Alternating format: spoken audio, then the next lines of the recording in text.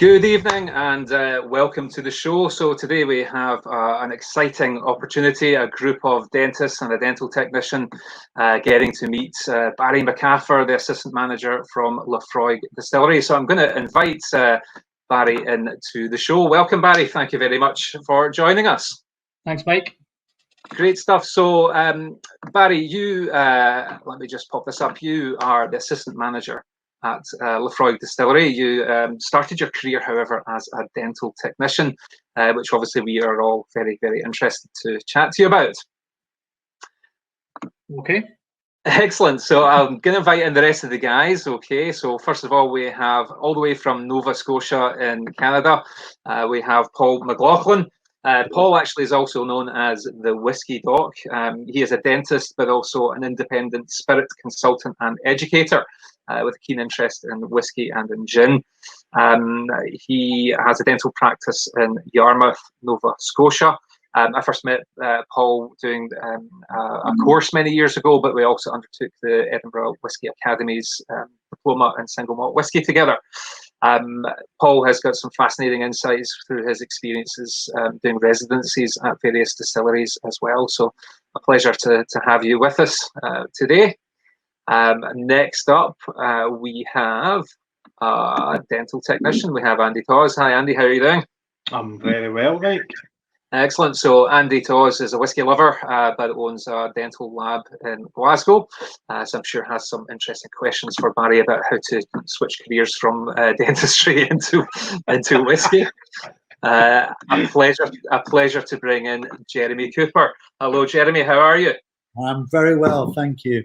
Good. Jeremy is a dentist in Manchester. I know Jeremy through our involvement with Voco. He is a dentist in Manchester with an interest in aesthetics. A keen whiskey lover, I believe, a particular fan of Speyside, which I'm sure he will tell you all about as we get going. And last but not least, welcome to... Where are you, Stephen? There you go, Stephen Jacobs. Stephen is a dentist who's devoted his career to implant dentistry, past president of the ADI, fellow of the Academy of Osseointegration, and owns a dental practice in Glasgow called Dental FX. He loves sport, golf, wine and whiskey, not necessarily in that order. So my name is Mike Gow. I'm a dentist and I own a clinic. I'm a partner in a clinic in Glasgow, which is called the Berkeley Clinic. That's our website there. We started a Facebook group a number of years ago called the Dentistry Whisky Appreciation Group. If there are any healthcare professionals out there, please find us on Facebook. It was intentionally designed to have a few of us meeting for a dram every so often, and it now has about 450 members and is pretty active. One of my interests is in organising courses, so I have a website, macscotland.com, Meetings and Conferences Scotland, and the idea is we have a group of dentists getting together and we get to enjoy and share drams. Okay, so where are we? Let's start off, I guess, with asking some questions to Barry, and asking you first off what you have to share with us this evening, Barry. So the first dram we'll probably go for is a 10-year-old Laphroaig. I picked that for a couple of reasons. One, with it being kind of the flagship of Laphroaig. It's a 100-year-old recipe now. So it's been to go for a bit of time. It's also, if anyone's got a Laphroaig on them, it's a good chance it's a 10-year-old because it is 70% of our sales, the 10-year-old. And I also like to always have a 10-year-old first when trying a few different Laphroaigs because it's almost like the baseline dram of Laphroaig. Everything else after that is this is kind of the core of Laphroaig. So I always like to start with that. Excellent, good stuff. So you're going to get it poured then just now? You're going to have one? Aye, let's go. Let's just wire in. Good. So, gentlemen, please feel free to pour your own drinks just now. We'll start going around and chatting what everybody's having.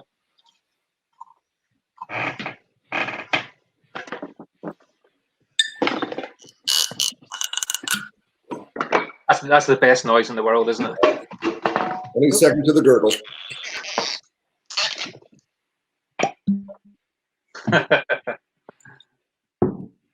This is what Nova Scotia is drinking tonight in my part of the world. It's the last year's Cartiers, the triple wood. Remember having this last fall at the distillery with John Campbell, and I couldn't believe how delicious this was. One of the things about getting whiskey, Scotch whiskey in Nova Scotia is that you usually find that it's, well, I guess expensive definitely compared to Canadian whiskey.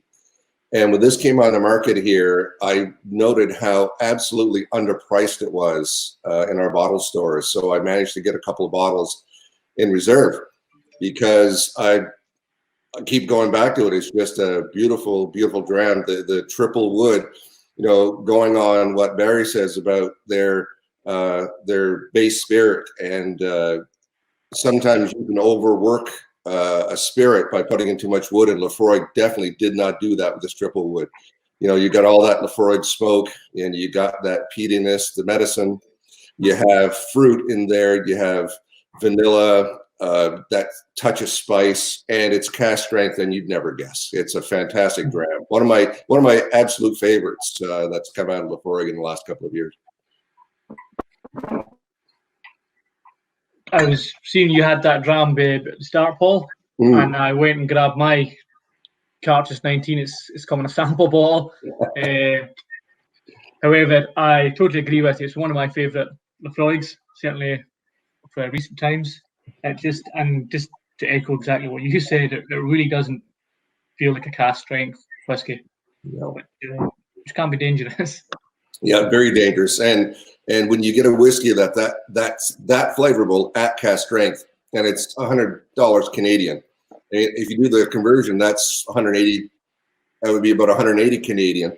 So I don't know what it is in the UK, but an absolute cracker of a dram at a very good price over on this side of the water. Yeah. Beautiful. Well, just something dawned upon me when I was trying to pick my drams tonight, and that was 10 years ago today, I would have been in a metalworks department in Shettleston working in a dental lab. So when this Laphroaig went through the stills, I was in the metal department of Lincoln Ceramics in Shettleston, contemplating life, I guess, figuring out my next path. But yeah, so one of the things I also love about the 10-year-old is typical with Islay, is the peat, is the smoke. With the 10, it's just this huge smoke burst, especially on the nose. I just get the initial peat burst coming at me, but the amazing thing is, followed behind it, there's this sweetness, which you wouldn't really expect, I guess. Obviously, with Laphroaig, you get all that medicinal, briny, iodine notes coming through. A lot of that will come from the sort of the certain ways we do things in Laphroaig, I guess. We hand cut our peats for one. So when you hand cut peats, you retain a lot of the moisture in them. And when we burn them in the fire, in the kiln, sorry, you create cold smoke conditions. So there's no heat in the fire. It sounds strange, having a fire with no heat. Underneath the fire, you've got plenty of heat, but on the top, with the smoke's coming off, it's cold. It sits about 25 to 30 degrees. So you can put your hand in the fire if you wanted. And that cold smoke gives a sort of heavy blue plume of smoke coming up off it. And from that, you get a more distinctive and different phenol flavours from it. One of the other things we do in Laphroaig is we steep the barley in water from our dam. So from the Kilbride Dam, it runs down. It's peaty water also.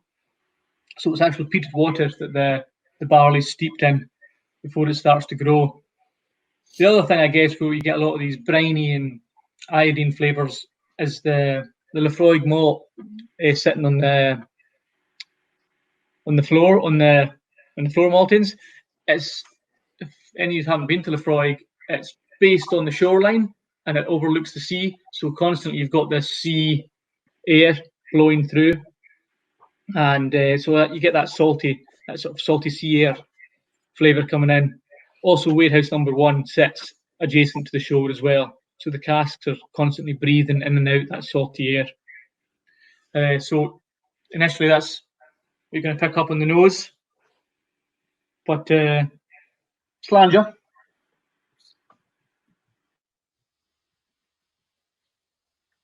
Well, cheers. So yeah, I've got a Laphroaig Select here. So that's it there.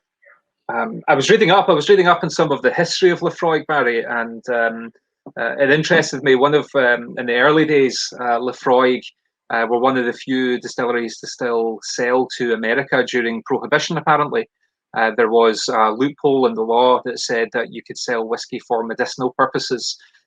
So a genius marketing ploy by Laphroaig there. Yeah, definitely. It was Ian Hunter who owned Laphroaig back in the 20s. He really was a visionary of a man, and it's thanks to it was him that created the recipe for Laphroaig 10-year-old. Roundabout, we're trying to get it confirmed, round about 100 years ago this year. However, I think that's still to be confirmed, but it's give or take a year or two.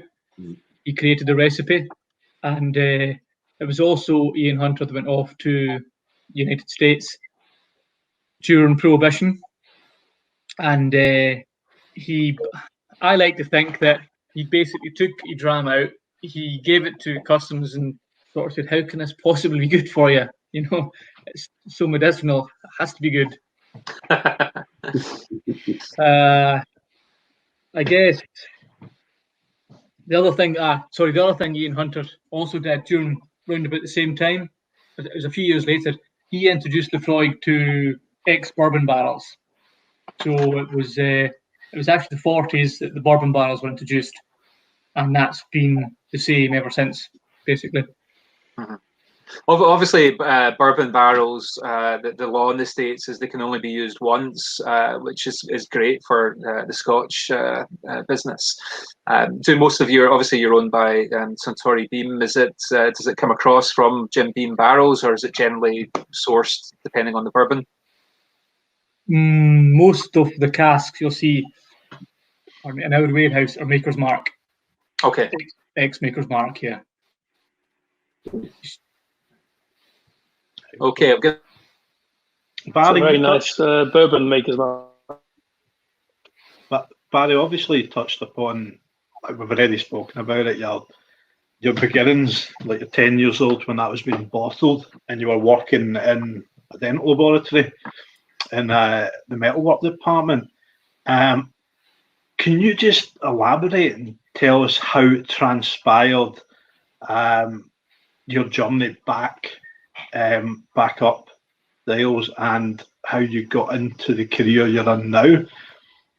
I know we've joked about the fact that I joked about it, but it's genuinely intrigued to find out how that transition came about. Because I know what a metalwork department and a lab's like, and it's not the greatest place in the world.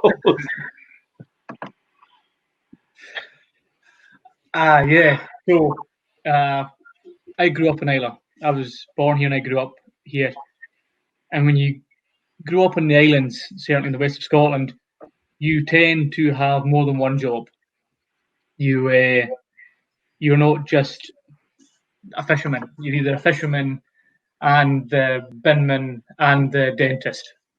So when I was growing up, I was involved in my family's business, which they were undertakers, and they painted distilleries. So I was working in a dental lab in Glasgow, and I guess after 1 year in the metalwork department, I started to have second thoughts about doing it.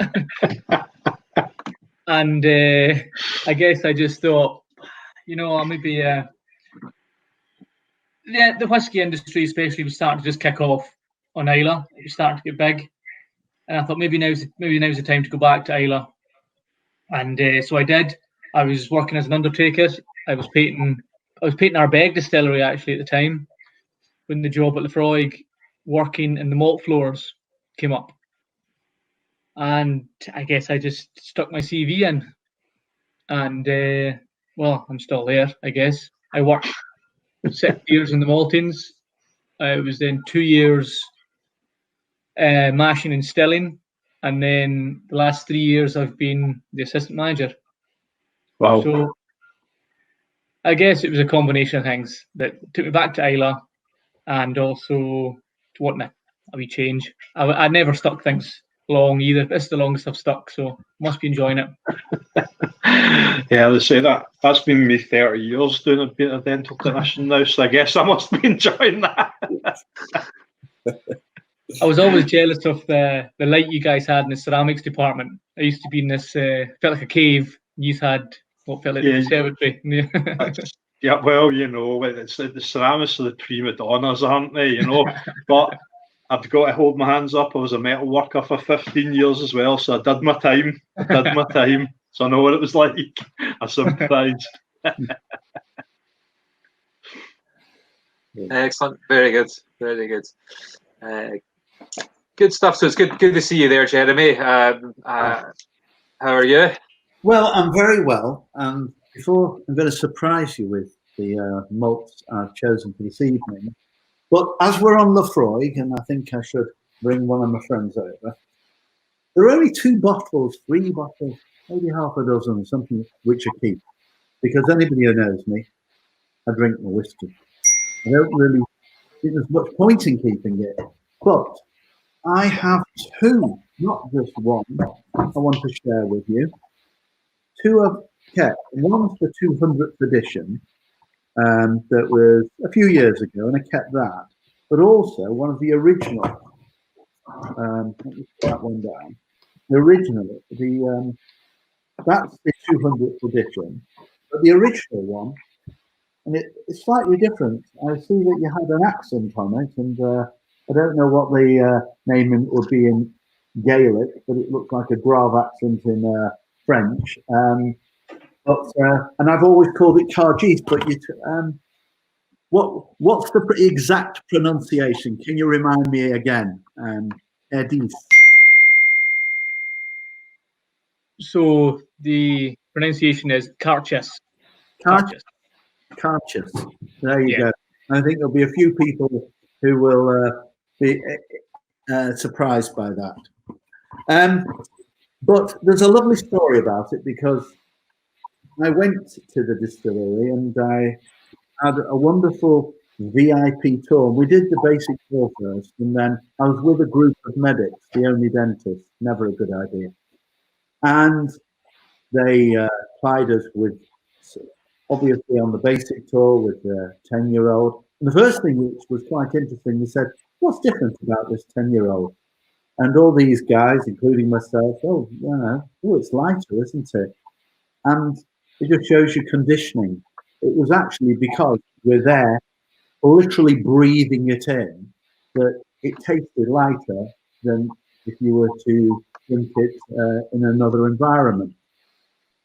And what I found also was that they plied us then with some of their superb, the 25-year-olds.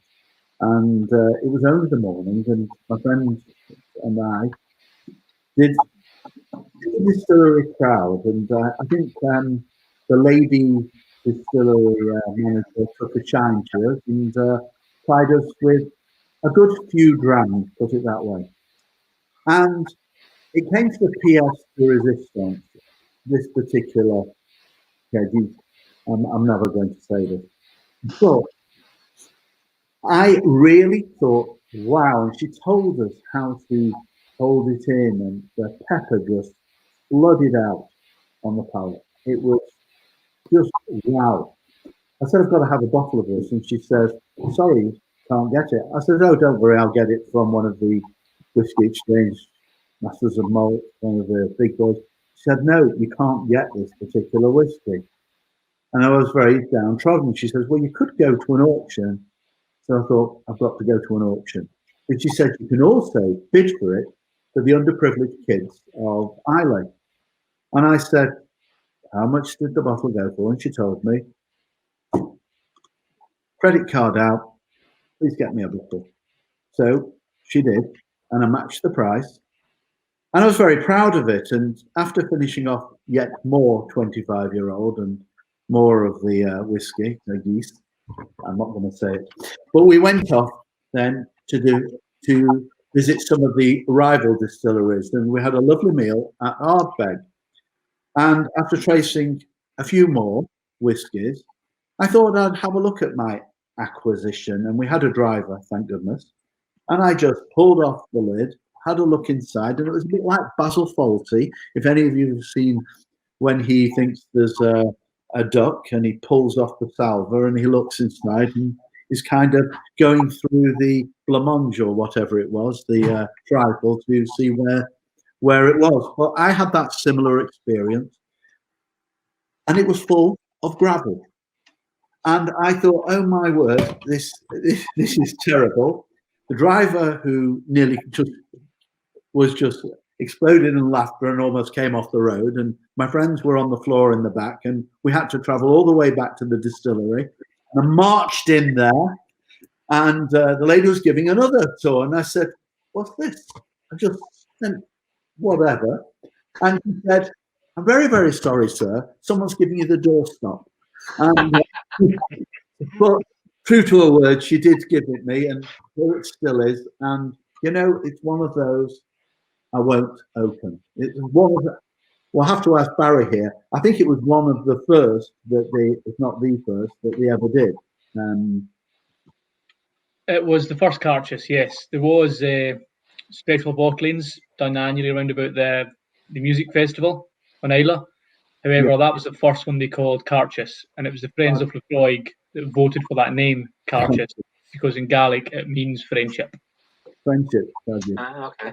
And that's why the Friends of Laphroaig bring out one. And my favourite one, and you've all talked about your favourite cartridge, I will opt for the Madeira Cask they did a few years ago, and I felt it was one of the, to me it was a breakthrough that, well, the one I was particularly looking forward to was a few years ago they did one in a port cask, and I love port wine, and it missed for me.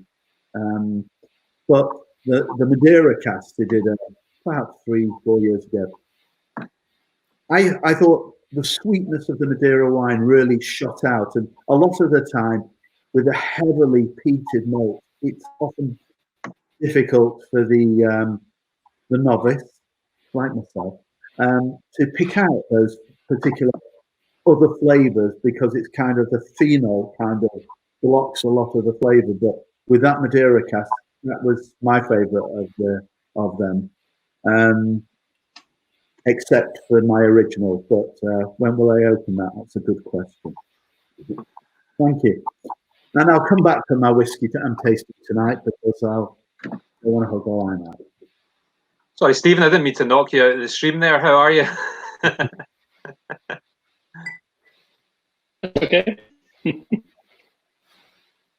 Good. Okay. You're doing well. So Stephen owns a dental practice in Glasgow, Dental FX. Yeah. And what are you drinking tonight, Stephen?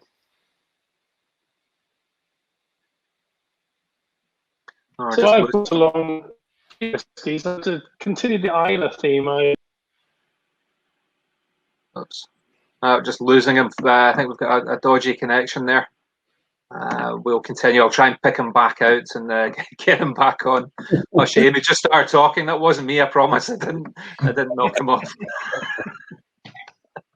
Right, listen, I'm going to drink my whiskey, because we're doing a lot of chatting, and we need to do some more drinking. So, as I say, I've got a Laphroaig Select here now. I've also got a little story, I have to say. As you can see, I have quite a large whiskey collection behind me. When I first started off, thank you, Richard. When I first started drinking whiskey, actually, I was about 30, and I was given a wide range of whiskies from friends and family to celebrate my 30th. And actually, it used to take me 6 months or so to get through a single bottle. I then had a relative from America came to stay, and I I got out all these bottles, thinking, well, let's compare and contrast. Let's try them all together. And it was really at that point that I realised I was a whiskey lover, and you can't judge whether or not you like whiskey from having a single dram at a pub or from a friend, because the palate and the taste varies drastically between different people. The big thing for me actually in getting interested in whiskey was realising that I'm a sherry cask lover. So that's what brought me in. I've always found that the smokier and the peatier whiskies more difficult. And it's taken me a little bit longer to kind of expand my palate and be able to drink the smoky and the peaty whiskies. So that brings me to an interesting story. There are very few bottles on my shelf that are unopened, because generally I have a rule that if I get a bottle, I'll open it and have a dram, just to avoid the temptation of it sitting and collecting dust and never being opened. However, there is one that's left over that I believe I had from my 30th, and it is Laphroaig 15. Now, obviously we're having Barry on the show, and I thought, that's great, I've got 2 bottles of Laphroaig, I'll crack them both open, let me do a little bit of research and find out a little bit about them. And I just about fell off my chair when I saw the value of the Laphroaig 15 now, because it's discontinued. Yeah, so I reckon that's been on the shelf since my 30th birthday, which was about 14 years ago. Yeah, that'd be about right. When it was discontinued, there was a lot of complaints. It was a very popular Laphroaig. It still is. They brought back the 15-year-old. It's a different packaging, but I could tell by the packaging that you have that the old one. Yeah. Yeah. So I have to say, I'm always a firm believer. I know Jeremy's the same. Of you buy a whiskey to drink it, but discovering that this has a value of maybe £300 or £400, and given the current state of dentistry, I've not had a salary, I've not had any paid work in 7 weeks. I'm afraid this one is going to stay unopened just now, just in case, because that might buy me my car for a month, or pay some of the mortgage if it comes down to it. So I've opened my Laphroaig Select, however. And I have to say, I'm very pleasantly surprised with it. As I say, I've always really struggled with especially the more medicinal iodine whiskies. But this is very, very palatable. It has a nice kind of citrusy, sweet, chocolatey kind of nose to it. And certainly on the palate, and you get the medicinal flavors, but they are not as strong. The sweetness and the fruit comes out more, the kind of green apples and the lemon. For me, is a kind of stronger sensation than the medicinal element. It's there, but it's not strong. I think quite a mellow finish as well. And again, I've always found the medicinal peats tend to stay in the palate for a long time, and I find that difficult. But with this one, it just mellows off. Very, very easy to drink. Certainly doesn't need any water as far as I'm concerned. 40%. I'm not sure what the ppm is of this, but I think if anyone hasn't drunk Laphroaig before, it's not an expensive whiskey, and I would say a very great introduction to Laphroaig. So I believe it's the select element of it. I was reading about, Barry, was that the Friends of Laphroaig chose over a certain number of whiskies? Is that correct? Yeah, that is correct. So they done a blind tasting and they selected their favourite. And it's an interesting way you described it, because that is the exact same way that we would describe it in Laphroaig. Sometimes people come in with their partners, their spouses, their dads, their sons, and they're not keen on Laphroaig. So we would always suggest trying a select, because it's a good introduction to Laphroaig. So because it is more of a Laphroaig on a lazy day, I guess. Laphroaig on a Sunday. Okay. It's not all the flavours have kind of been turned down a wee bit. All that power's been turned down a wee bit. But I tell you what, here's the deal. When I finish this bottle, if I've got a job again and I'm drilling teeth, then I'll crack the 15 open and I'll toast your health. Save me a sample of that. I want to give it a try. Oh, have you not had it before? No, I haven't had the 15. Okay, I'll sell you.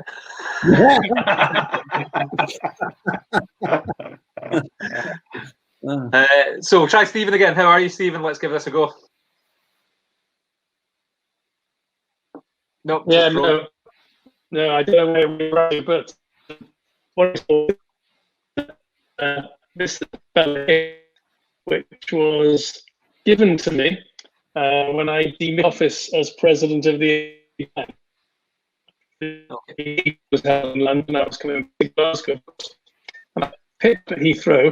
I've gone down for the day.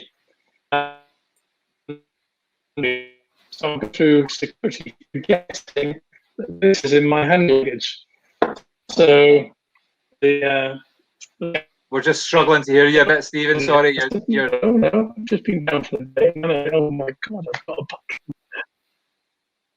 bucket. Can you still hear? Yeah, no, sorry, we're not hearing you there, Stephen. Apologies about that. I think it's just a connection issue. Have you got me now? Yes. Yeah, we'll give you one more barrel. So was that a Balvenie 30? Okay. Where? Yeah, no, I think there's a severe connection issue there, Stephen. So we're not hearing you. So sorry about that, guys. Okay, so who's drinking next? Paul, are you gonna crack something open? And Jeremy's ready. He's raising his glass. But what are you drinking there, Paul? Well, I could have the Laphroaig Quarter Cask, which is also very nice, nice whiskey. I'll have this one next. And I had this one open for a little while. Can't remember the tasting notes on it, so let's do it fresh. Oh, yes. Now that bottle's been open for a little while, so I expect it to be tempered a little bit, a little more mellow than what it was when it first opened. But you still get that Laphroaig iodine, peaty flavor to it. A little more vanilla on the nose on this one for sure. Not as red fruity as the Cartier triple wood, which you wouldn't, because the triple wood was finished in Oloroso sherry.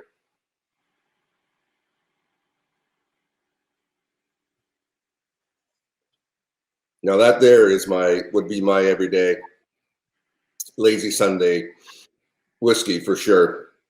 It's tempered, beautiful, a little more vanilla, a little bit of oak on the finish. It's still there. The bottle's been open for a bit, so I'm not getting as much of the phenols as I would otherwise. I think I opened that one up a few years ago, and you can see there's about this much left. So it's time to finish this one off or too much oxidation early, but still pretty darn tasty. Wonderful. Thank you very much. Good. And Andy, I believe you have. What are you drinking tonight? As I am the kind of amateur, as it were, to all your powerful knowledge, I've only had to hand Aberfeldy 12-year-old, which I'm not quite as an aficionado of some of you guys are. You're very, very knowledgeable. That's why I'm enjoying listening to you. I'm drawn more towards the smoother single malts at the moment. I'm a bit like yourself, Mike. I'm trying to train my palate a little bit for the more peaty and the stronger malts. So at the moment, I tend to veer more towards the sort of Central Highland, like Speyside. This is it's a lovely little malt. This I've tried to do my own notes, so you can absolutely feel free to give me any pointers. The nose. No worries. I'm joining you. I've got one here as well, Andy. So I'll okay, excellent, I'll join you excellent. In that. Look, I'm waiting for Paul, the guys, to give me some tips here, man. So on the nose. What I was going to say, what would you say, Paul? Oh, there you go. Jeremy's joining us. What would you recommend? That's not been opened yet. It'll be open. what would your tips be for tasting then? Sorry, I totally cut you off there, Andy. What would your tips be for tasting then, Paul? What's the first thing that Andy should be doing when he's nosing it? Well, so the first thing you do is when you nose a whiskey, if you haven't done before, Andy, is make sure that you don't get too much punch of the alcohol up your nose. If you're not a big drinker of alcohol or spirits above 40%, remember alcohol is not a acidic agent. So if you drink too much of it, and it actually numbs up the receptors in your nose and your mouth and your palate once you have a drink of it. So always drink it or have a smell of it from far away first. And remember to keep your mouth open, so when you smell, you dilute it with a little air from your nose at the same time. And that way you don't get too much punch of the alcohol, and you will be able to pick out a few more flavors or aromas from the whiskey that way without getting that burn from the alcohol. And that's really important when you start getting into cask strength whiskeys or whiskeys that are bottled higher than 40 or 43%. So I went on a very brief whiskey tasting course. It was like not a course as much. It was a tour round Edinburgh.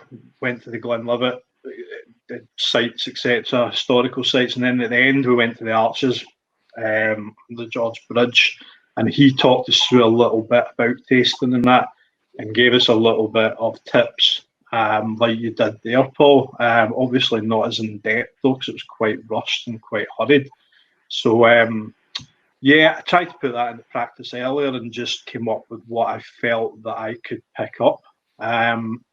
It'll be very, very different probably to what you guys can pick up, but it'll be interesting to see if I've managed to get any of the same as you. I mean, on the nose, I was getting, so it's very, there's obviously not a lot I pick up. So in the nose, I was getting sweet, and there's a florally aspect that I think, but also a bit of sort of toffee-ish, caramel toffee maybe. That's kind of all I was picking up, to be honest. When you start going into more complex things like specific spices or zests and stuff, I'm kind of not at that point yet. In the mouth of it, again, sweet, still that toffee taste there. I can't decide whether it's toffee or caramel, but sweet regardless. And I kind of get a spice, but I don't know what it is. I can feel a spice in there. And the finish again, it's the caramel or toffee. It's warm. It's that smooth finish. That's kind of all I've got. I looked up at the end to get the review of it to what they said on whiskey. One of the whiskey sites. I hadn't read the notes, but they described it as pleasantly harmless. so that probably tells you where my whiskey palate's at. Andy, what it comes down to, and I said this many times, is the first question you ask yourself is, do I like it or do I not like it? Yeah, nice. Yeah, and if you like it, then you ask yourself, what do I like about it? And then you can start to deconstruct it, and you can deconstruct it from your own nose, because what I smell, what Barry smells, what Jeremy smells, what you smell can be absolutely totally different. And if you start training your nose with therapy compounds and nosing kits, then we can start to maybe bring our noses into sync. But the thing is, what I like about something, what you don't like about something is totally different.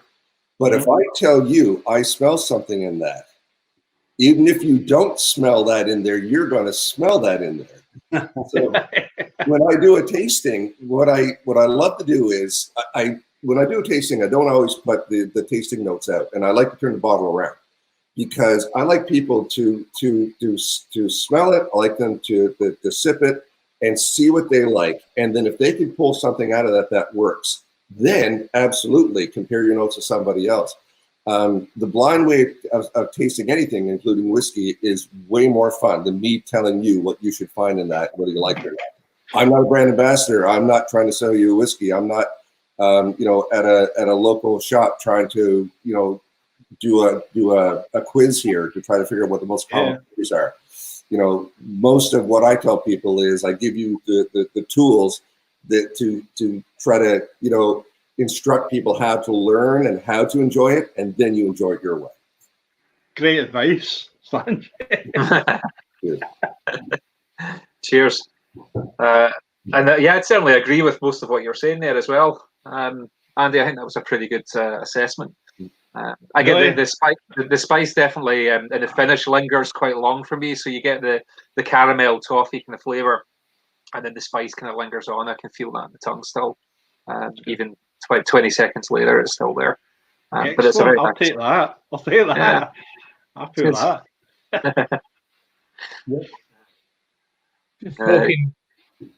Just talking, Andy, about starting to nose whiskies and taste whiskies. I didn't drink whiskey when I started Laphroaig. It wasn't something I drank.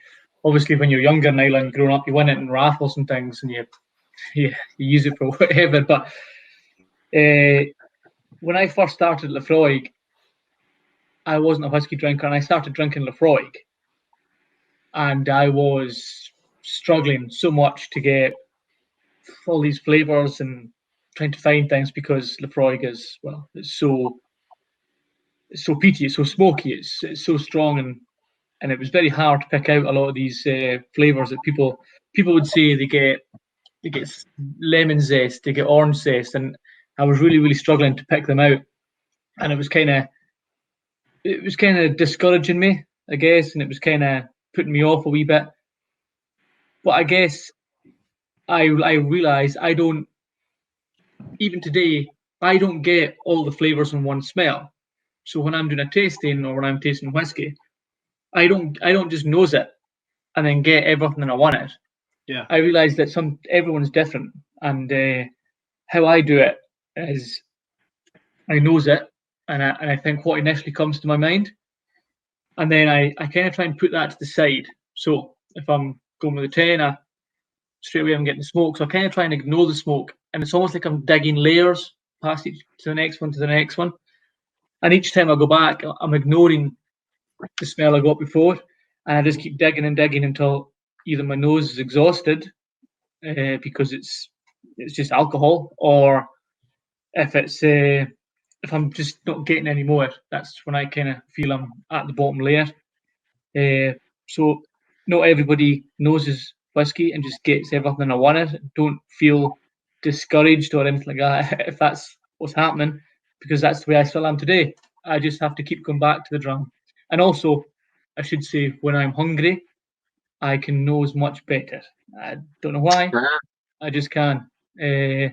So whether it's either late at night, long after dinner, or skip maybe before my dinner, or early in the morning, whichever one it is, if I'm hungry, it's almost like my senses are just firing better. I think there is reasonable science behind that. Paul will probably know this as well, but I think if you're hungry, then your senses are going to be heightened to help you find and get the right kind of foods that you're looking for. I'd imagine there is science behind that, Paul. Oh, absolutely. It's whenever you're in a position to, go back. Well, I mean, think about it. You smell like whiskey, but you're ancient parts of your brain. So when you start going back to the foraging area, and when your body needs something, and everything becomes heightened, if I'm hungry, where can I find something to eat? And the way your nose goes, it's the same thing now. I mean, a lot of that stuff hasn't washed away, even though we can go to the grocery store and buy whatever we want. Those primordial or those long-standing patterns and connections in the brain are still there. So you get hungry, you can find aromas and odors that you've never had after you had a 3-course meal. Yeah, absolutely. Yeah. So I understand. So am I getting the right way around, Barry? Is it Beam Suntory? Is it Suntory Beam? What's the right way around? Suntory bought Beam, but the name's Beam Suntory. Right. Okay. And what are the distilleries that are actually owned? Because I know Auchentoshan is one of them, isn't it? Yeah. That's Lowlands, one in Glasgow. Yeah. What are the other distilleries that they have? So they also have Bowmore on Islay. That's right, Bowmore. And they have Glengarry in the Highlands, and also Ardmore Distillery. Not sure if you're familiar with Ardmore. It's it produced a lot for Teachers blend. Teachers. Yeah. No, I have this list of Louis, so that's very nice. Do you, Barry? Do you have much to do with the other distilleries then, or? Yes, we talk every day. There's every day we are talking for sharing best practices, I guess. Yeah. But especially with Bowmore, we'll try and work closely with Bowmore. We want to get the best from both sides, I guess. And yeah. Yep. They're up on the other side of the island, aren't they? Yeah, so they're right in the centre of the island, 10 miles away from Laphroaig. It's a drive or a long cycle. I guess that's a big commute in Islay terms. Aye. It's a good 2.5 hours in the back of a sheep. And how are things? How are things in Islay just now? Obviously, kind of in lockdown. I'd imagine Islay is quite quiet anyway, so it must be very quiet. This time of year, usually. Last year and the year before, the place is chock a block. You can't get reservations in any of the restaurants. You can't. The pubs are full because the amount of tourists that come here. I think every second house is now Airbnb. So this is very strange for Islay. It reminds me of when I was growing up here 25 years ago. It's just, the place is just a ghost town. All the hotels are shut, all the pubs are shut, most of the distilleries are shut.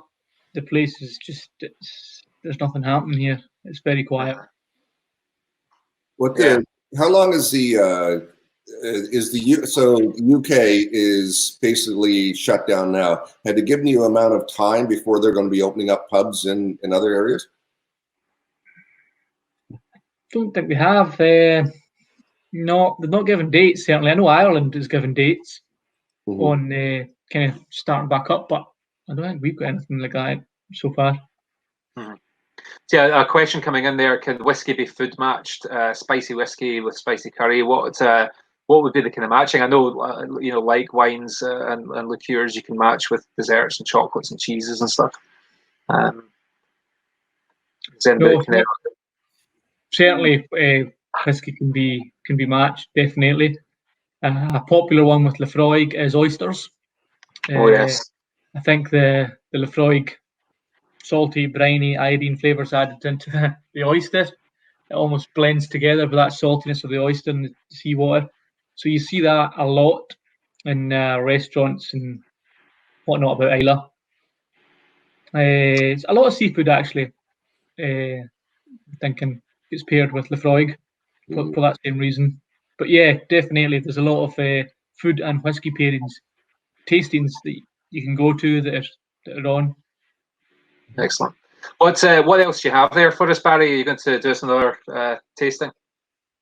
Yeah, so I had the quarter cask, however, it's been done now. So we could maybe just do the triple wood. Yep. Which is probably perfect actually, because it's a one-up from the quarter cask. So basically, triple wood is quarter cask. However, it does its sort of 5 to 11 years in first fill bourbons. It will then do 7 months in a quarter cask. So that's what quarter cask is. However, the triple wood is then a further 2 years in Oloroso cherries. So just pour a triple wood.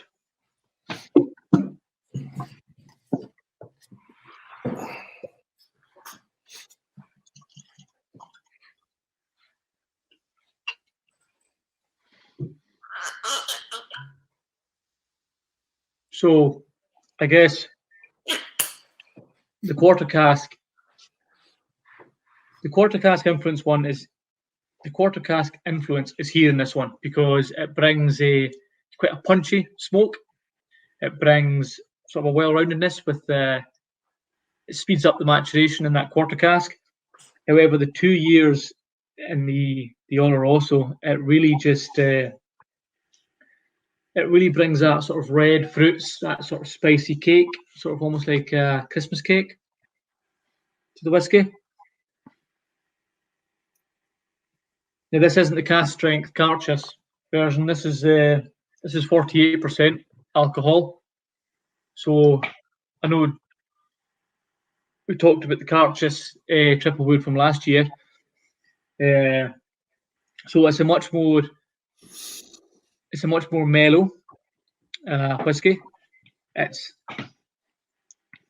almost got like a burnt orange sort of zestiness, deep in there,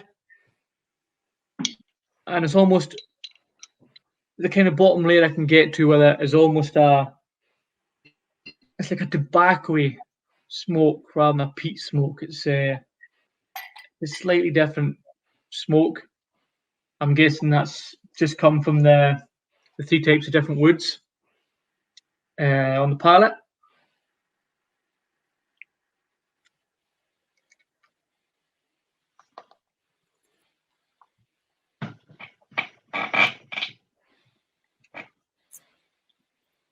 Yeah, so it's an initial peat burst,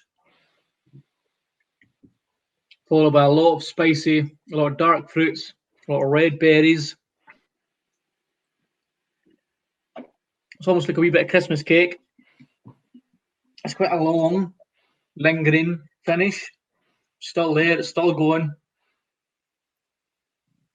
It's still there, and it almost just it sits funny. The triple wood, it's almost like you get this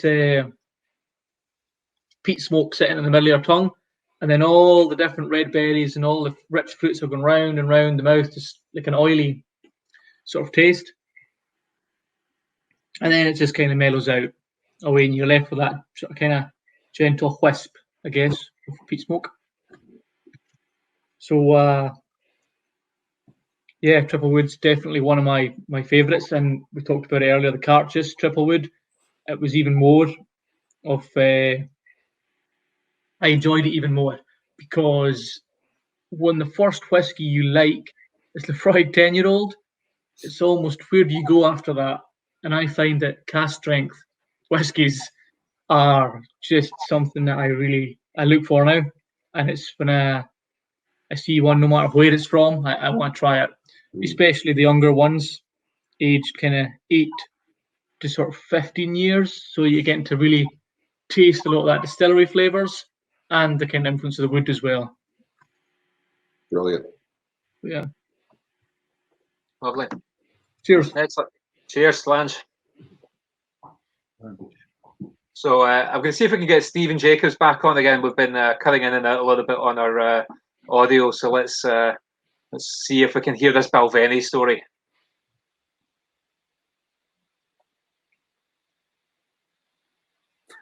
No, I don't think so. It's just going to be a mystery. We're never going to know what happened at the airport. Can you hear me now? Yeah, can you hear me now? Yeah. Yes, we can hear you. Did you get arrested? Yeah. Okay, I'll try to tell the story quickly before the sound goes. Okay, let's give it a go. So I picked up at Heathrow Airport, realising I've got this Balvenie in my hand, and well, in those days you could actually mail the whiskey back to you. So okay, this is what I was able to. I waited for a week, and it eventually appeared. It got delivered to my practice. Yeah, no, sorry, we're not getting you, Stephen. Interestingly, Stephen lives. No, we didn't. No, sorry. Interestingly, Stephen lives about 1.5 miles, 2 miles from my house, and he's the person that I can hear least well. We're speaking to Barry in Islay and Paul in Nova Scotia. and it's Stephen that I can't hear. Sorry, Stephen. We'll need to just you can just sit quietly in the corner. The naughty step. Right, Jeremy. What are you drinking? What have you got there? As you know, I am a great lover of Speyside. You know, I'm going to surprise you today, and also I must admit I drink mostly. I'm glad Barry mentioned it, Cask strength, but it's all out of the window today. I'm going to introduce a whiskey that one word describes it: complex, and it's Oban. And I rather like it, as you can see. Yeah. And it wasn't very unusually. I usually buy my own whiskey. I don't like people buying because it's embarrassing, because I do like to try different things. But my son bought me this, and it's the Oban Distillers edition. Now, Oban's a very small distillery. It was founded quite a long time ago, about 1793, by Hugh and John Stevenson, and it's passed through a few different people's hands. And it began actually, they started brewing beer, and they decided within a year or so they just started to distill whiskey. And Oban's a small town anyway, and the whiskey also is, you know, the distillery is small. It's only got 2 stills, and it's unusual because they did, you know, most whiskies are 10, 12 or whatever. This is 14, and it has, you know, a little bit of competition because right up, it's a Western Highland whiskey, this, right up in the Highlands, and I've been to Brora and to the Clynelish. That's also a 14-year-old, and it's quite interesting because they're both on the coast. And what I found with this is that the basic Oban is put into second fill bourbon barrels. But this is a double maturation, and it goes into the bourbon barrel. And then they basically finish it in a, I've got to read this, a Montillo Fino sherry cask. It's quite specific. And as I said, complex is the word. And it's a lovely colour, very rich colour. So you're getting those sherry notes and good legs on it when you swirl it around. And what happens is when you smell it, you can almost smell the ocean. And you get like a hint of salt, but then there's an overriding citrusy, you know, orangey, zesty, lemon smell, you know, aroma coming from it. And then you actually get a little wisp of a smoke. You can actually, but it's very light, very, very light peat. And it's quite refreshing. And so when you actually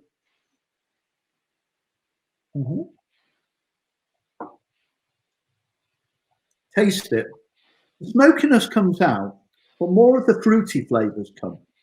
And then you get like, I suppose it's the sherry, this, I'll get it again, Montillo Fino sherry. It actually gives you almost like a salted caramel, and that's all the rage, isn't it, at the moment? Salted caramel chocolate and whatever. But you can actually, and you mentioned, Paul was saying how it's easy to almost influence somebody by telling them, if you can smell, was it Barry? You know, you tell them what you're tasting, and you actually feel it. But you can actually taste almost like a, you know, Andy, I thought you're very good, toffee notes. This is almost like a salty caramel. And I'd say to anybody, really taste it. And that salt actually lingers on. And you get a little bit of smoke coming on. I don't agree with what some of the tasting notes say, that they say there's an after, and they call it a Jamaican coffee. I don't get any of that. And it's more the toffee chocolatey, perhaps, that you're left with. But with that real salt, you can, you know, really taste it. And I'd say to somebody, yeah, taste this whiskey. it's a bit pricey, I think. It's maybe 70, 80 quid a bottle. It's only, I won't say only, it is 43%. It's not cask strength. And for myself, I do like my alcohol. Well, I am a dentist, I suppose. And even, I really do drink almost most of the time cask strength malt. And you mentioned Glengarry as part of the group, one of my favourite distilleries over in Old Melbourne. But it's a very complex whiskey. You've got all these flavours coming in, and I really do recommend it. And it was one of the best things my son's ever done for me. I joke, but no. And I always like to talk a little bit about glasses because I love glasses, and I think whiskey's all about drinking in glasses. And this particular glass is from Waterford. It's the Marquis, and it's not as heavy as some of the crystal glasses I've got. And I have no problem, and I'd like to ask Barry, in fact, I would say that he's one of the people to ask. Whiskey is how you enjoy it, and I've got to admit, I do like things cold, and it's very difficult to do double-blind tastings. And I know that people will say, "Oh, she should never add ice to a whiskey," but I think the decrease evaporation is so slight and it warms up in your mouth anyway, and the water, I suppose, brings it in. And particularly with cask strength malts, you want a bit of water to bring out the flavour of the whiskey, but even something as complex as this. But what have you got to say about that? Because I must admit, I do like whiskey like cold. I find it refreshing sometimes, particularly in the hot weather. I know here I am drinking it at room temperature, and you know how you're meant to drink whiskey. But what have you got to say, Barry? Is that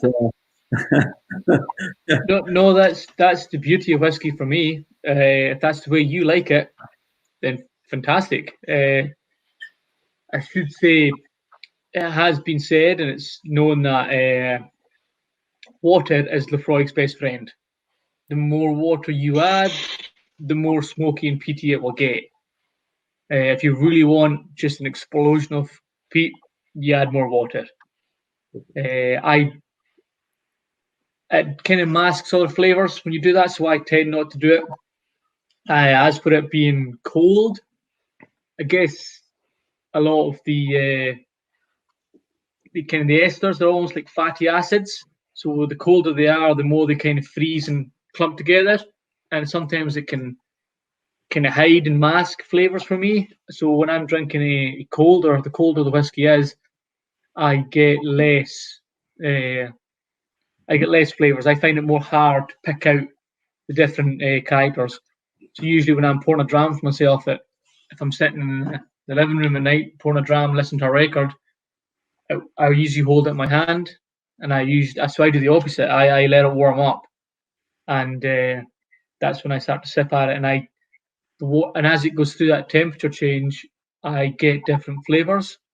So it might start off coming out the bottle at room temperature, but once I've kind of warmed it up a wee bit, I kind of taste it going through this, almost like it's growing, maturing, evolving into a different whiskey. So I think that's the beauty of whiskey, really. If there's a way you like it, then no one can say anything about that.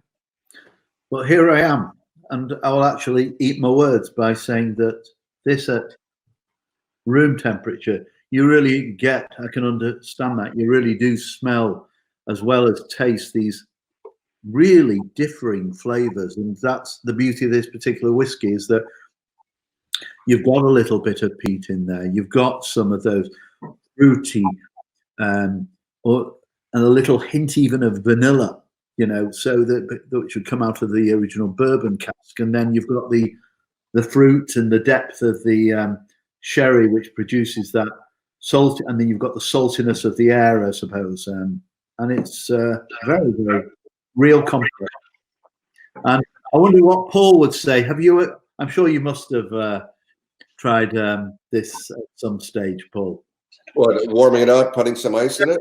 know this particular malt? Have you had the Oban Distillers?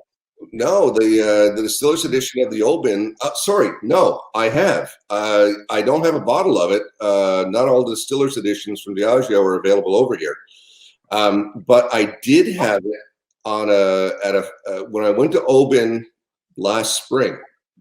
I stopped and took a distillery tour, and at the end of it, or before, I decided to have a flight before we did the tour.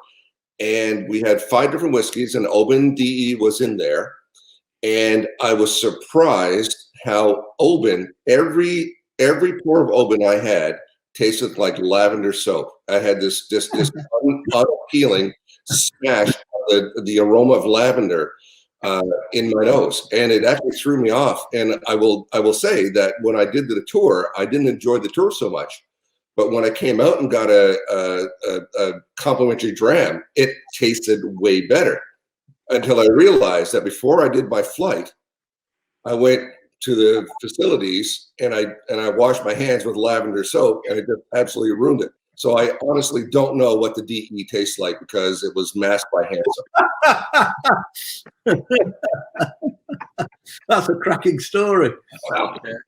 It does bring up, I know Shamik Poppet, a good friend of mine, put in a comment asking about if you put a few drops of whiskey on your finger and rub it on the back of your hand, you get the alcohol evaporating, and you can get the aromas and the scents, a little bit more of the character of the actual flavors of the whiskey. And that I know that is a bit of a trick if you are struggling to nose a whiskey. That can be quite a useful tip. And Mike, don't forget that if you're using cask strength, it's 60%, and it'll kill coronavirus as well. That's what I'll tell my patients. Yeah. A little bit of a waste. I've got one more whiskey when you come back to me, which is a cask strength, but I'll let somebody. I think it's over to what's Paul got for us next. I'm always intrigued. All right, Paul, what are you on? Oh, geez. Well, I suppose I picked up a Laphroaig 18 a number of years ago, and I never got around to opening it. And what I've been finding is that since I've been locked down for 7 weeks, a lot of these bottles that I decided I wasn't going to open until I had a good reason to do it, I found a good reason to do it. So you've obviously got more in reserves than I do then. In the words of my wife, you'll never live long enough to drink it. And words of me, challenge accepted. We'll pour the 18 here. And I have not had this before, so this is fresh for me. And what I expect to have is have a little bit of toning down of the medicinal and the phenols, and we should have a little more of the oak character come across because it's been over 12, 15 years in aging. Very, very nice color, of course. Very, very nice color.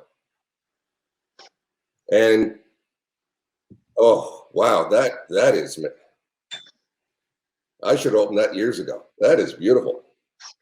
You got it's a Laphroaig. There's no doubt about that. What I would say is that the medicinal phenols are absolutely brought down a notch, but the smoke is still there, and that smells like a freshly picked plum. Wow, isn't that something? Just say that again, Paul. You broke up a little bit there. You can get some real nice like red fruit off of that, and still you get vanilla and toffee. Wow, almost like a sponge cake. I'm getting sponge cake on this one.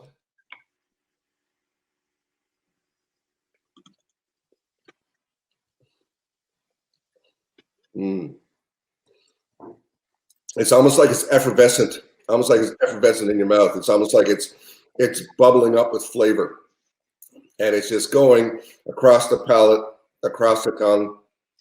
Actually, you get more of the Laphroaig smoke on the palate than what you do on the nose, which is really great. So that retro olfactory sense is really kicking in there. Oh, it's very good. That is very nice. Definitely, there's some chocolate in there as well. Not a lot, but red fruit for sure. Almost like I said at the start, it's almost like a red plum. But the finish is really nice, and the oak is less more like freshly sawn oak and more like an old oak barrel, almost an aged oak barrel like you get in a dunnage or an older warehouse. And the sweetness is there, but it's a salty sweetness. And I hate to say it, but I'm going to say it for Jeremy. Almost a salted caramel coming on there on the finish. It's that is very nice. I don't know what that's bottled at. That is bottled at 48%. So there you go. So you're getting some great legs, and there's certainly enough of the alcohol there to hold those congeners together for a number of years. That's really nice. That 18 is very nice. Wonderful. Thank you, Paul. That sounds fantastic. Good. Well, do you know, I'm going to have a little sample of my Bormore 16. So this is a sherry matured, non-chill filtered, sitting at, it's a cask strength, so it's 53.8%, I believe. It has a really lovely dark color here. Let me just zoom in on myself here. So quite a dark caramelly, coppery kind of color there. On the nose, it's you can smell the sherry straight away with this whiskey. Now this is the one of the whiskies that I got many years ago, but I did decide to open. Had I not opened it, this bottle is worth £500 apparently. So I'm gonna enjoy this dram. So I get the kind of dried fruits kind of notes on it. The sherry does burst out with a kind of hint of smoke, a hint of peat there.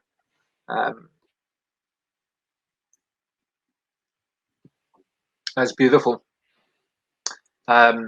It's quite floral. The smoky, peaty flavors are quite sharp initially on the palate, and then very quickly kind of taper off. But definitely a kind of Christmas pudding kind of feel to it. It's or a Christmas cake even. That's kind of sweet, but the dry fruits are in there. Certainly in the finish, the peat does linger around a little bit, but in the finish, I'm getting more of the oak in that finish. Quite a long finish as well. I'm still getting the flavors moving around in my mouth just now. So that is what I'm now. I should take advice on this now, because I know obviously once you get to a certain point on the bottle, you should think about finishing it. So I'm getting to the halfway point. What would be the advice, Barry? How quickly should I finish this bottle? Tonight. Immediately.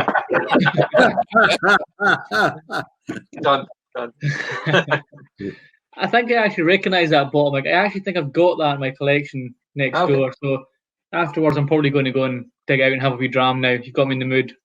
Yeah, that's lovely. Yeah. Barry, if you mind me asking, I never ask distilleries whether they use caramel coloring. That's the question.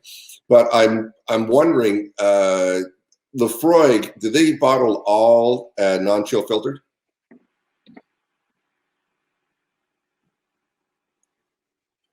All but one. I think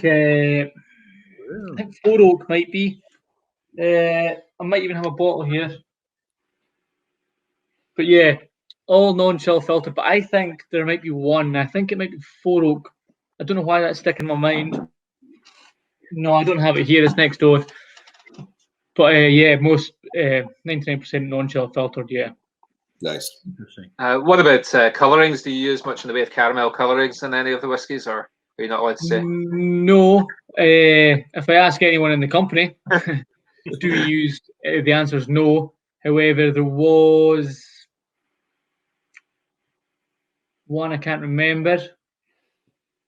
There was some used, I believe, to keep it consistent, but I don't know which one. It's a while back.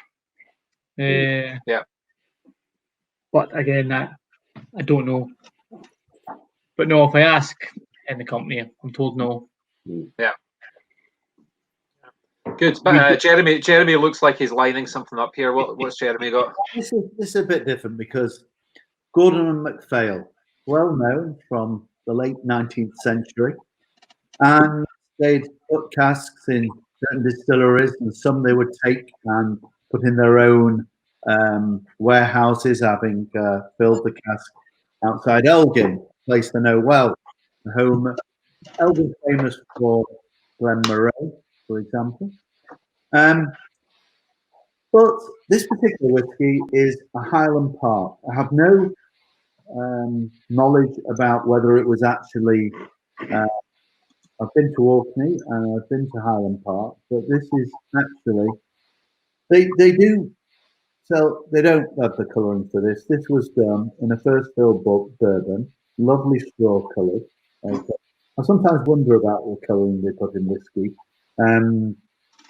It's something. It's a fact that many people don't realise. People who drink, whiskey occasionally, that actually it's distilled pure coloured, water coloured, and it's only when it goes into the barrel that it actually colours it. But they don't have any colouring for this. It's non-chill filtered, and it's at Cask. And they've done quite a few runs of this 2005 because a lot of them are at 59.1. This particular bottle is at 56.6%. I'm going to pour it out and let's get it in here. Good legs on it, and as typical, when you smell, yes, you get the sense of it's been in a first fill bourbon. So when it's been in a first fill bourbon, you really do smell the vanilla notes, and as well as that, this particular one, you get a hint of smokiness, just a very slight hint, but brambly apples, really apples, very, very strong in apples, green apples. And, I defy anyone, and I know Paul will say it's easy to influence, but if I said to anybody, even the uninitiated, smell that, and I said the word apples, they'll go, gosh, yes, absolutely. And so when you taste it, and I'm really excelling. I can see a friend of mine who's watching this.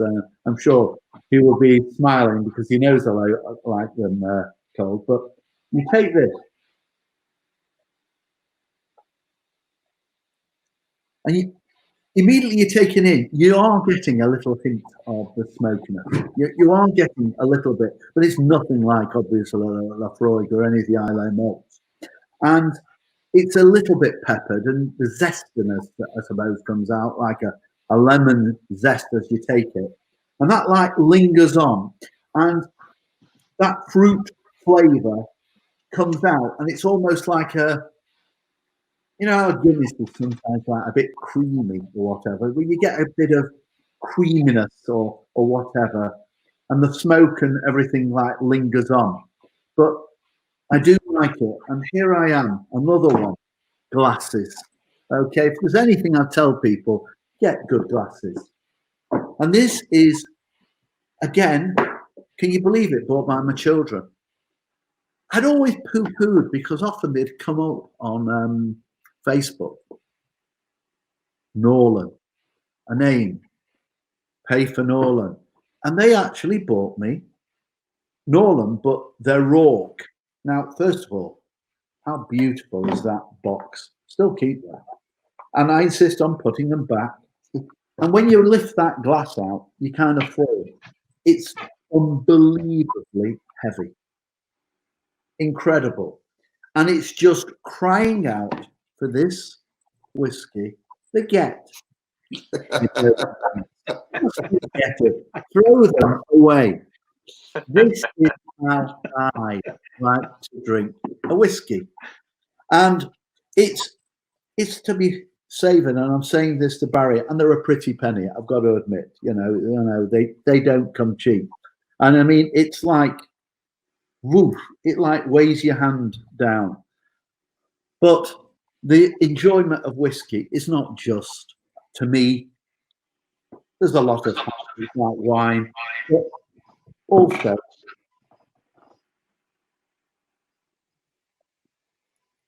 and if I am going to use ice, I don't want any baby chunks. And I can hear the noise. Roll it around, play with it, let the water bring out, because it is cask strength, and enjoy. And maybe I'm losing a few esters, but you know what? And it's all about sensation. And I tell you, maybe you're losing the esters you don't like, Jeremy. Oh, it's magic. And you know, that smokiness, you know, it isn't overpowering. And I say to anybody who says, oh, I don't like smoky whiskies, take something like a Highland Park or something like, don't rush in. As you say, and Barry was quite right, they are an acquired taste, you know, whiskies. And I love all, you know, whiskey. And, you know, I've got little friends here. I've got a friend of mine who absolutely is all the time going to Sweden. He's got a lot of Swedish friends. He always tells me it's his Swedish whiskey friends. I'm sure it's the women. But this is one of their smoky whiskies. Do you know what this is good for? It's a lovely bottle. It's like a volcano or anything, or a conical flask. It's probably very good for a mouthwash to get rid of coronavirus. But to drink it, I'm not so sure. But, you know, Scotland's rules as when it comes to whiskey, I can't understand. I've got some Canadian in there. I've got South African. I've got lots of different whiskies. And most whiskey lovers, he'll tell you, Hibikis, your Hakushus, I've had them all. And I'm yet to actually taste one which, you know, will come close to anything I find in Scotland. And, you know, I've got friends of mine, even some of the rarer ones like Kamagachi, and bought one on a recent holiday.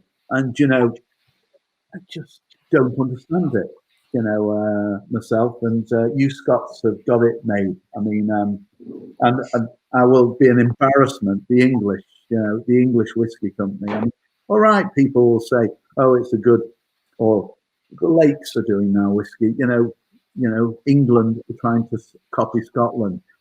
I've got to admit, there's only one I will give thumbs up to, and that's Penderyn, and that's the Madeira cask. And I don't even mention one word, and that's Irish whiskey, because I do love Irish whiskey. But to me, Irish whiskey is not pretending to be Scotch whiskey. It's a completely different kettle of fish. And I will take and to the Americans as well, when they do rye whiskies or bourbon whiskies, and maybe in future meetings I'll introduce you to some more common rye whiskies, but some rare ones. And I like rye because they're less sweet than the bourbons, but you know, I don't mind an occasional, but at least they're not pretending to be something they're not. And I feel that the English whiskies, or I believe we've actually there's going to be a new rye whiskey launched in Scotland in a few years, apparently. Can you remember the name of the distillery? I know it's near Glenrothes. It's just south of Glenrothes. It's called Rye Law. Interesting. It's going to be a rye Scotch whiskey. Yeah, Glenrothes, right? Oh, I know where that is. Yeah, but you know, this whiskey is very nice. If you're not used to drinking peaty whiskies, then you know you want something a little bit light that you can enjoy as well.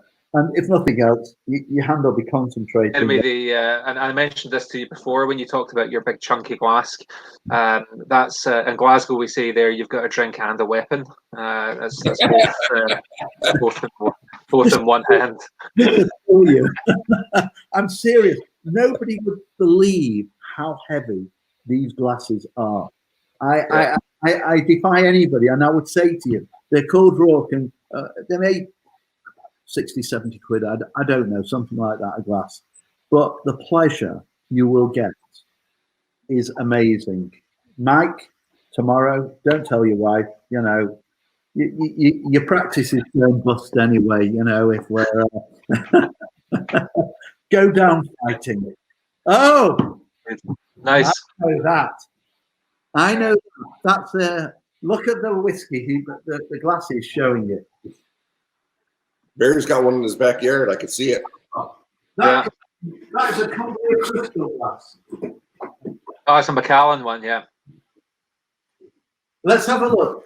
I wonder. It's very similar. I like those glasses. That's very similar to the Cumberland crystal glass. Linley does this. Viscount Linley. Okay. Yeah, it looks very similar. Yeah, but it's got some line. They're ridiculous. Yeah, it's very similar shape. Very, very ridiculously priced. Linley sells them at 3 figures. Viscount Linley. No wonder he probably can afford to. But you can buy the same glass from Cumberland Crystal. But they are a pretty penny. But glass to me is half of drinking Scotch malt whiskey. But this is my number one. And I'm going to say to even my esteemed colleagues, Rourke Whiskey, R-A-U-K, and it is part of Norland, and I always thought it was a load of Czech Republic, I think. You'll enjoy it more, and at least, you know, you're getting your exercise as you lift it up. I just use another glass and put more whiskey in it, Jeremy. If I have more whiskey, and don't you love that non-chilted? Just look at that. Oh, hold on, I need to put you on. Cloudiness.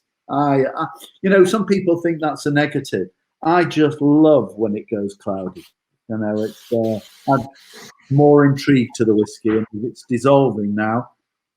I was going to ask you, Barry, do you have a favourite cask to visit at the warehouse? What do you like to check in on every so often? It depends on the day of the week. Great answer. So I guess on a Monday morning, you're looking for a cask strength 8-year-old, whereas in there is not one certain cask. I guess with Laphroaig ages quite interesting. Laphroaig ages really interestingly. Between the ages of 0 and 10, you get a lot of smoky, briny, iodine flavours. So if that's what you're looking for, I know where I'm going. Once it becomes into sort of the teens, like a teenager, once it hits kind of puberty, then it's more like red fruits, dark fruits that Laphroaigs tend to get. After the teens, once it hits into the 20s, and especially into the mid-20s to late 20s, you get all these tropical fruits coming through, all these passion fruits. So I guess it's kind of whatever I'm looking for, kind of in the mood for. I know where I'm going. I know what I'm looking for. The other amazing thing is when we did this sample trial, I guess, last year, where we went to the warehouse with John Campbell, the distillery manager, and we opened up. It was a row of 16 casks, all next to each other, all filled on the same day, and all in the same ex-bourbon from Maker's Mark. The only difference was where they're positioned in the warehouse, as to one was obviously next to the wall, the external wall, and they made their way in towards the middle of the warehouse. And we tried each one in a row, and it was amazing. I was just gobsmacked at how different they could be. It was the same new make spirit. It was the same barrel, and it was the same age, but they could all be different. So it's amazing the influence a cask can have, and where its position in a warehouse can also have on it. But yes, I do have a favourite cask. The answer to it. What about kind of historic cask? If you wander around, is there something that what's the oldest cask that's sitting around that just intrigues you? There's a few old casks. There's nothing like crazy old. You know, I think the oldest will be round about my age, mid-30s, early 30s, I mean. And no, I think it'll be round about 32, 33, the oldest one sitting there at the moment. There's nothing crazy old sitting in the warehouses.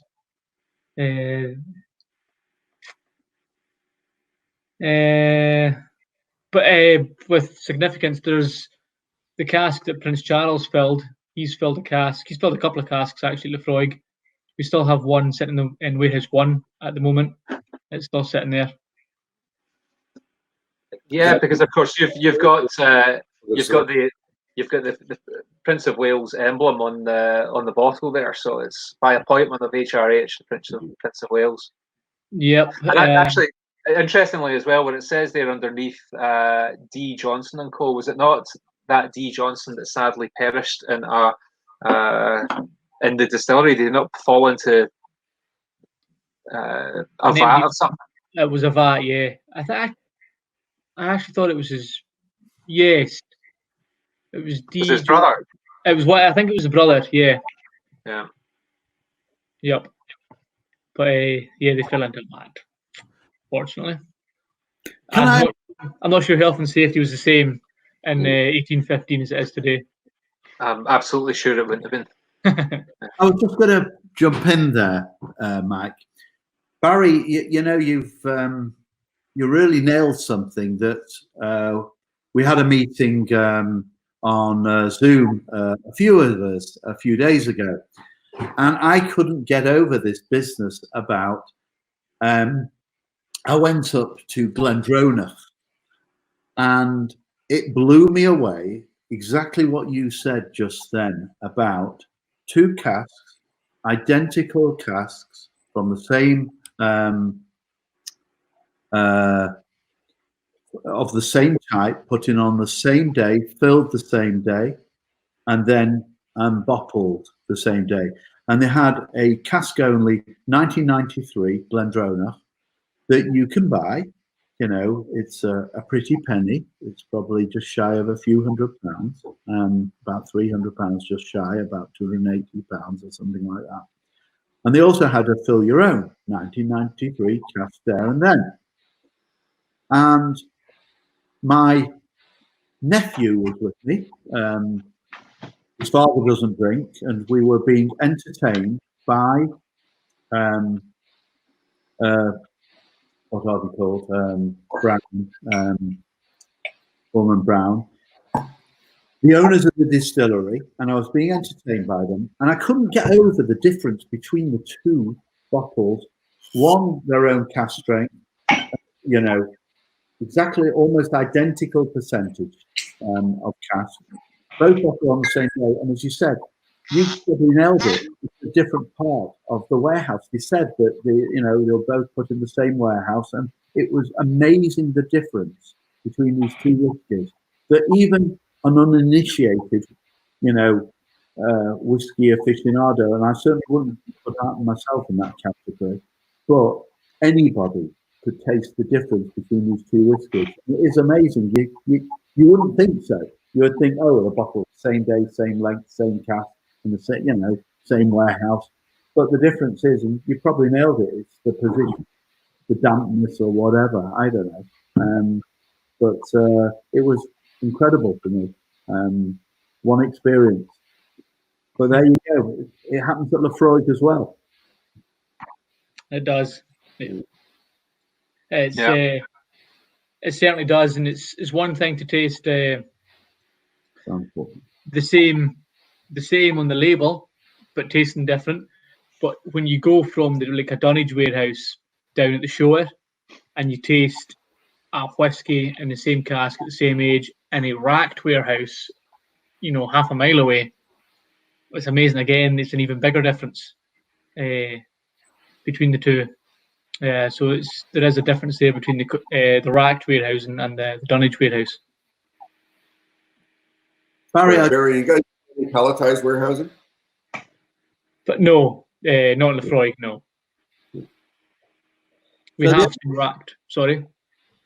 The only question I was going to ask Barry is that when Mike arranges the Dentist Whisky Appreciation Society visit to Islay, Mike, it will happen.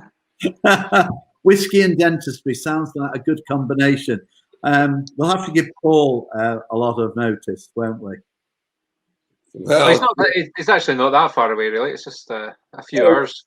It's faster on a non-stop trip for me to get to Scotland than it is for me to get 3/4 of the way across Canada. So it's not an issue, and I really hope that the travel restrictions are lifted, because usually I'm in Scotland twice a year at least for different events or courses, or whatever. Yeah, if the Dentistry Appreciation gets together, I definitely want to be there. I just truly hope that this whole fiasco with the COVID is kind of under control a little bit, so I can get there. Yeah, it's you know what, it's either I come at least once this year, or I'm going to live half my summer over there next year. I don't know. That seems fair. We'd had a planned event that was supposed to happen at the start of May. We're going to use the facilities at Auchentoshan. They actually have got a really nice lecture room there. How is it on Isla, Barry? Is there in the way of conferencing facilities? Because that's definitely something we'd like to do. Laphroaig has a fantastic hall that you could use. We let it out now and again to different things.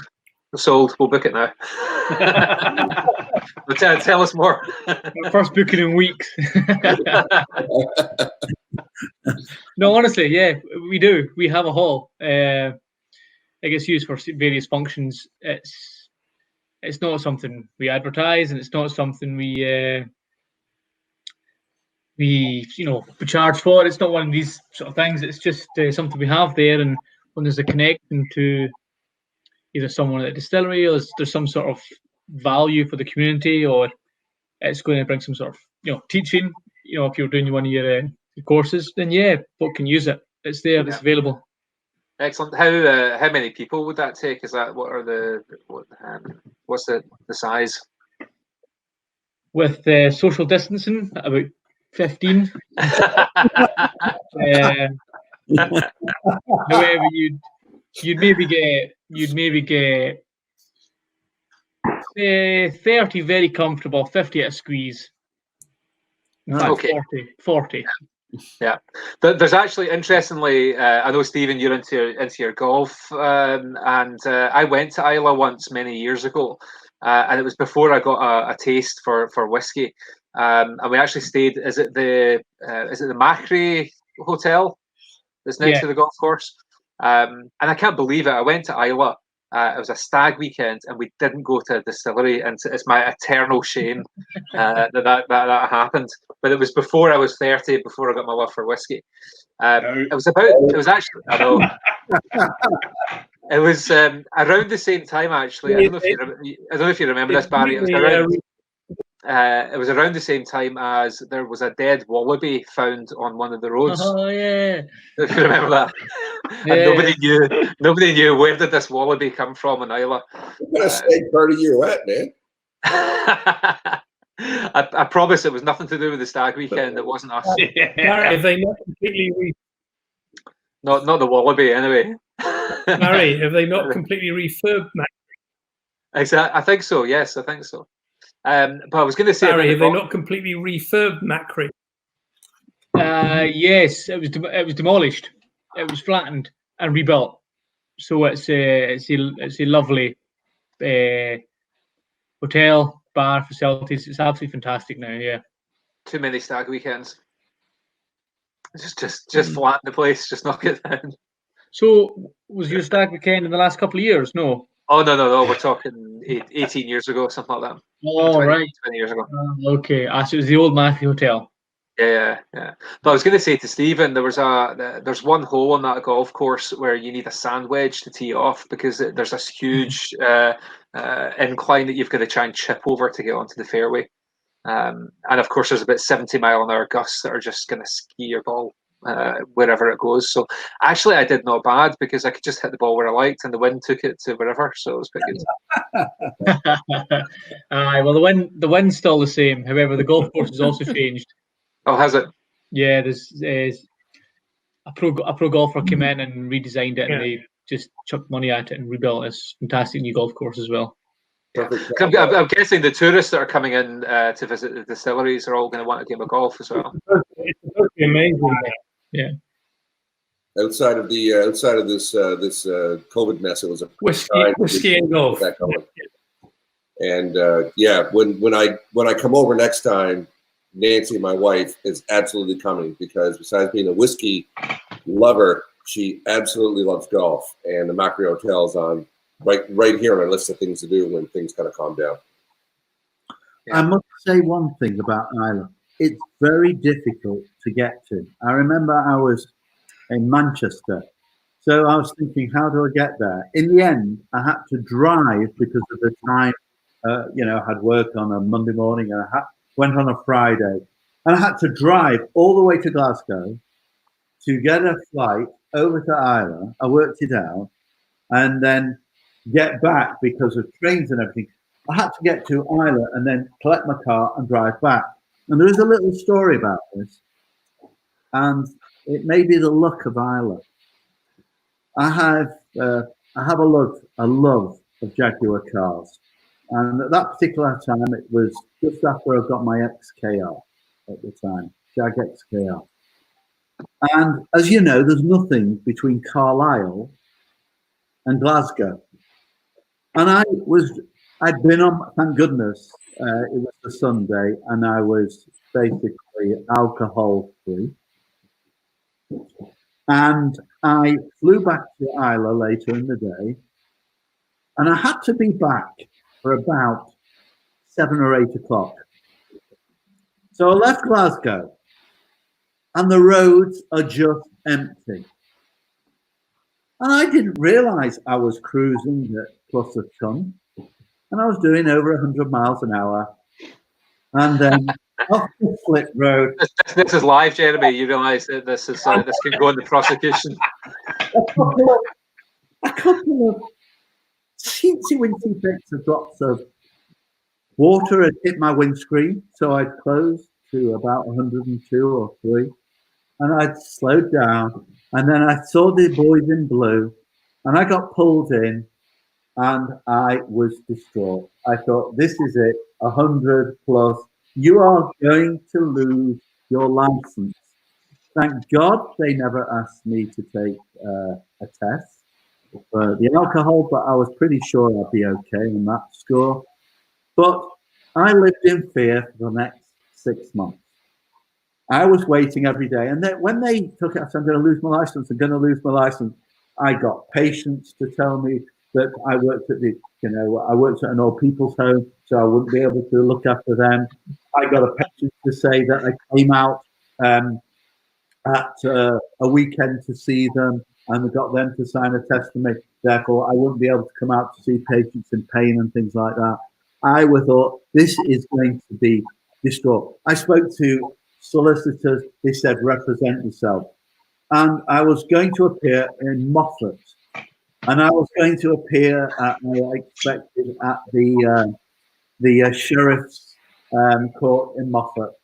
And I waited every morning for that envelope to drop.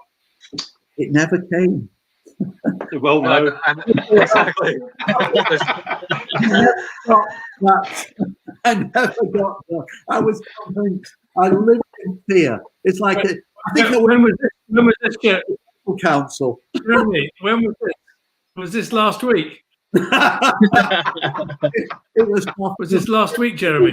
It was at least 7 or 8 years ago. So, phew. I tell you, I would have preferred to get COVID-19 than I was dreading that. Every morning I ran down, when is it coming? When am I going to get my summons to go to court? And everyone said, represent yourself. You're more than okay. You don't need an attorney or a lawyer. So I did, it never came, and I'll never know why. Perhaps they get so many people because there is nothing between really from Glasgow down to Carlisle. But I've got to say, that love of fast driving up in the Highlands, that is something I love to drive in my open. What kind of Jaguar do you have? I've got an F-Pace. An F-Type R. And okay. I have driven it. I shouldn't say this. This is social media. There are people listening, and I could get prosecuted. How do I mute Jeremy? Hang on, let me press the phone here. Hang on. I don't think I'd be prosecuted. I don't think I would be prosecuted if I was caught. I think I'd be jailed. And I am not exaggerating. But those roads around Glenshee or Lech, I mean, are just like scalextrics. They go around, and they've got the some of the roads have those, lovely, they've just been new tarmac, some of those roads from over the ski slopes, and they've got the black and white of the central markings on the road, and it is just a magnificent experience on my way from distillery to distillery to get my distillery own bottles. That's yeah. Indeed, guys. Now I know we're a little bit behind what I said we're going to have as our cut-off time to finish, but we'll just go a little bit longer. Does anybody have a final dram that they want to sample tonight? I've got one more that I'll do, but does anyone else want to jump in? And I'd also be quite interested to ask Barry his opinion on Japanese. Now I know Stephen, whose audio connection's not been great, sadly, is a fan of Japanese whiskies. So I'd be interested to ask you, Barry, what are your opinions on Japanese? We know what Jeremy thinks about them, but Barry, what are your opinions Japanese? Good timing. I've literally just poured myself a hibiki. Oh, Nice. Master Select. When I first started drinking Japanese whiskies, wasn't long ago, a year or two, it was the only way I could describe it was too perfect for me.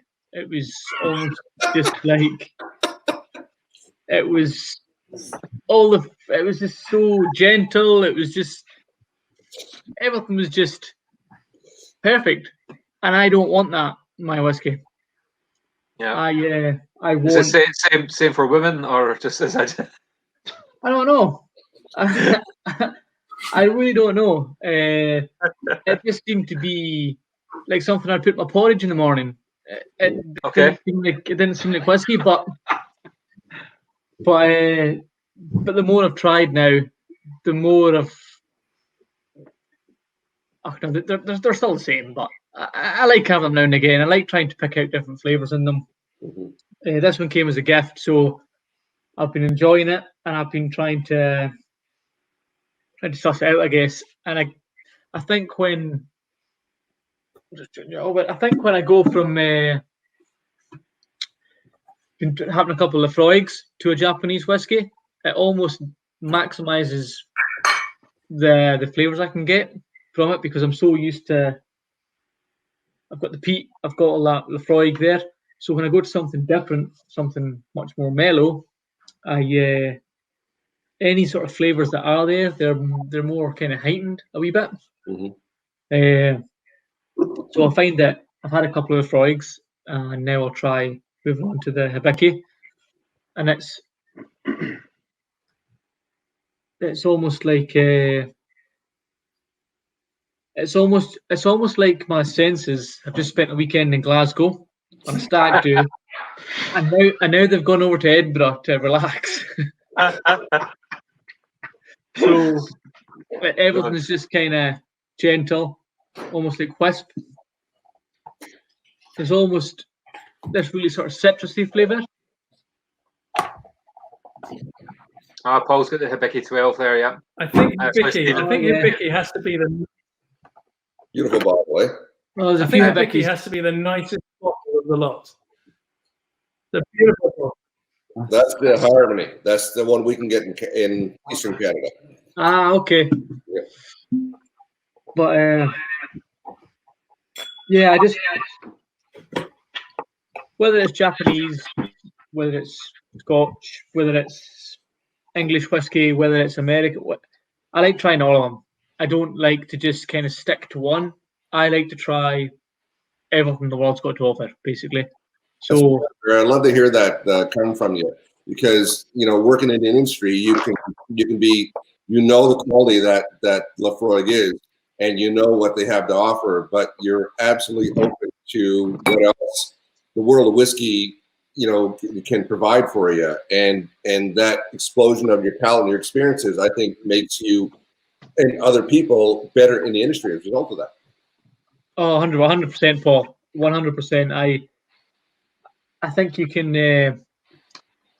can almost lead yourself down a blind path if you just drink the same all the time and you convince yourself this is what it is and there's nothing there. Because I love trying all the different ones, and if I go somewhere on holiday or in business, whatever country it is, I'll always ask what is the local or the kind of the drink here, and I'll try it definitely. I've actually got a Canadian whiskey someone gave me as a gift. It's next door, but well, I'll need to try it sometime. You don't know what it is? I think it's called. It was a while ago they gave me it. I can't remember the name of it. It was a short, stumpy bottle with a big white cork. I remember that.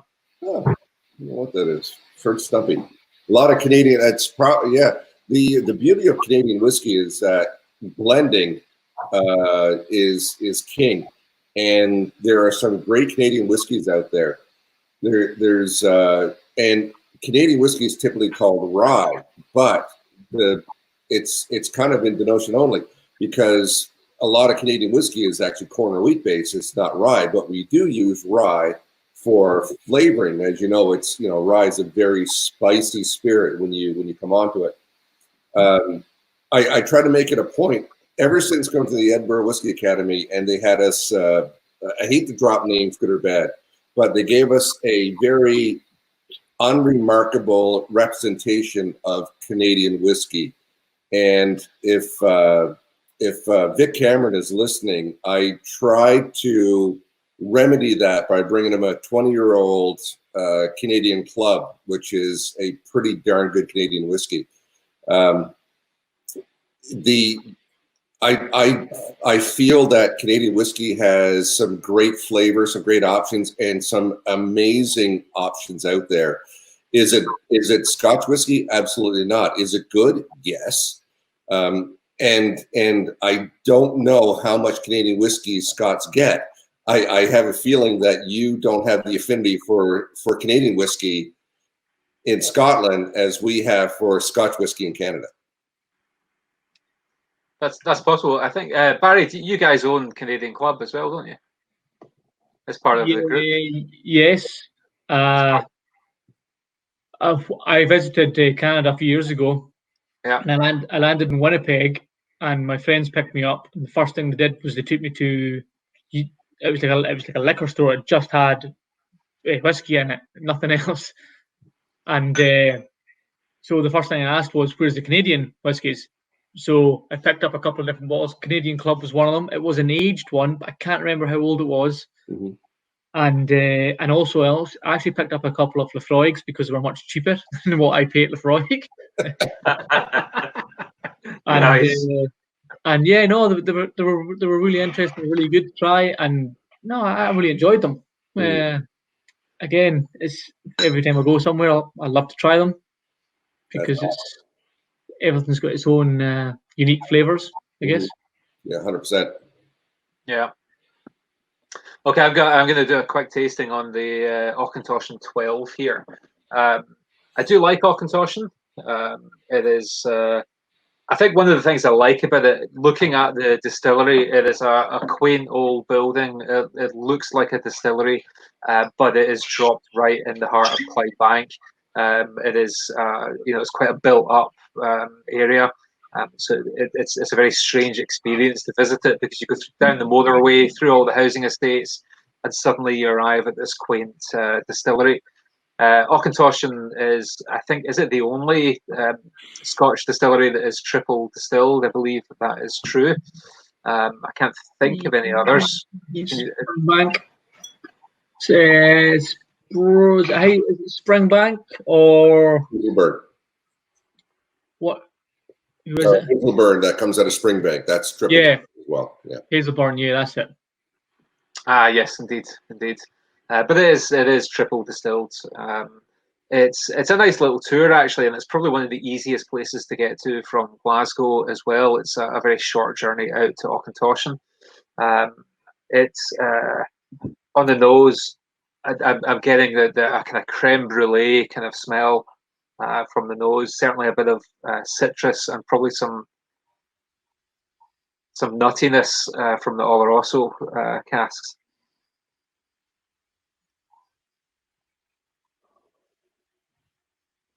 On the palate, it's there's definitely dry fruits. There's a malty taste to it as well, cereal, a little bit of apple as well.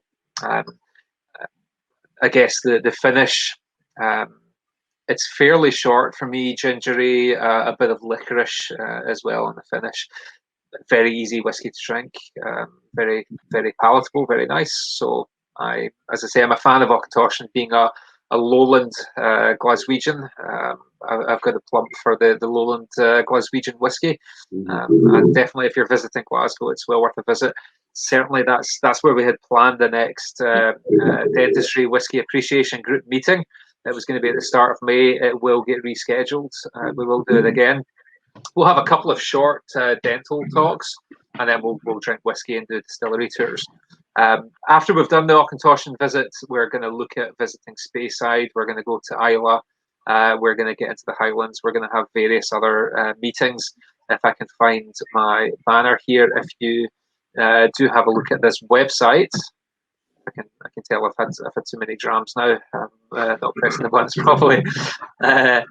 If you visit MAG Scotland, it stands for Meetings and Conferences Scotland, and we're going to be organising events. Jeremy, Paul, we're all going to get involved, and we're going to have some really, really cool adventures and having professional meetings either in or in the vicinity of distilleries, and I think it's an awesome idea. We're going to have a lot of fun doing that. So Auchentoshan 12, thumbs up for me. Very, very pleasant, very easy whiskey to drink, and probably other end of the palate chart to Laphroaig. But phenomenal that you guys have that on the portfolio as well. Can I finish up, Mike, with yes? This. Now, I would like to ask about the pronunciation.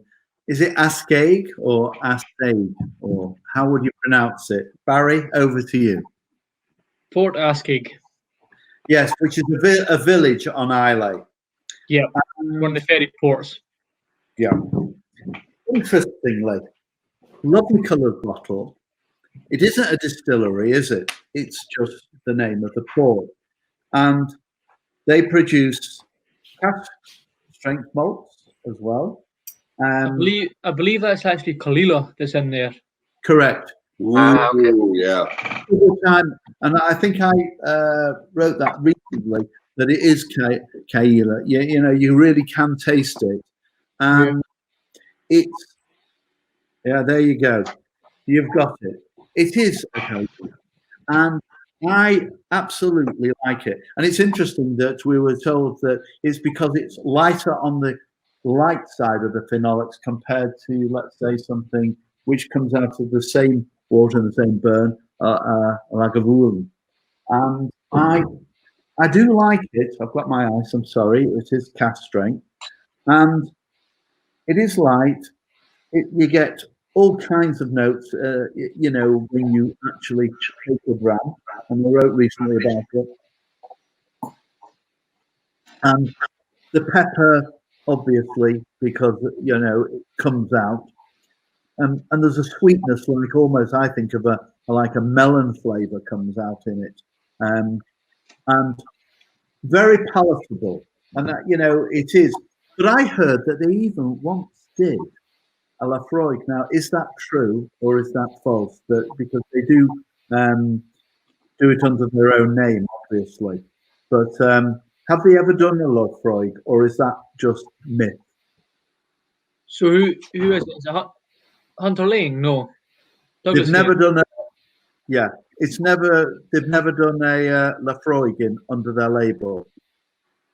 Who is it that's doing it? Sorry, Jeremy. Is it this put they do it under this label? It's not that they just obviously take Islay whiskies and mostly. But I did hear a rumor that they once bottled one, and it was actually a Laphroaig inside this bottle, or a bottle of Port Escape. Possibly. I think that's Hunter Lang. Does Hunter Lang do Port Escape? Yeah. I think it's Hunter Douglas Lane, yeah. One of the Langs, yeah. But I think it's Douglas Lane, actually.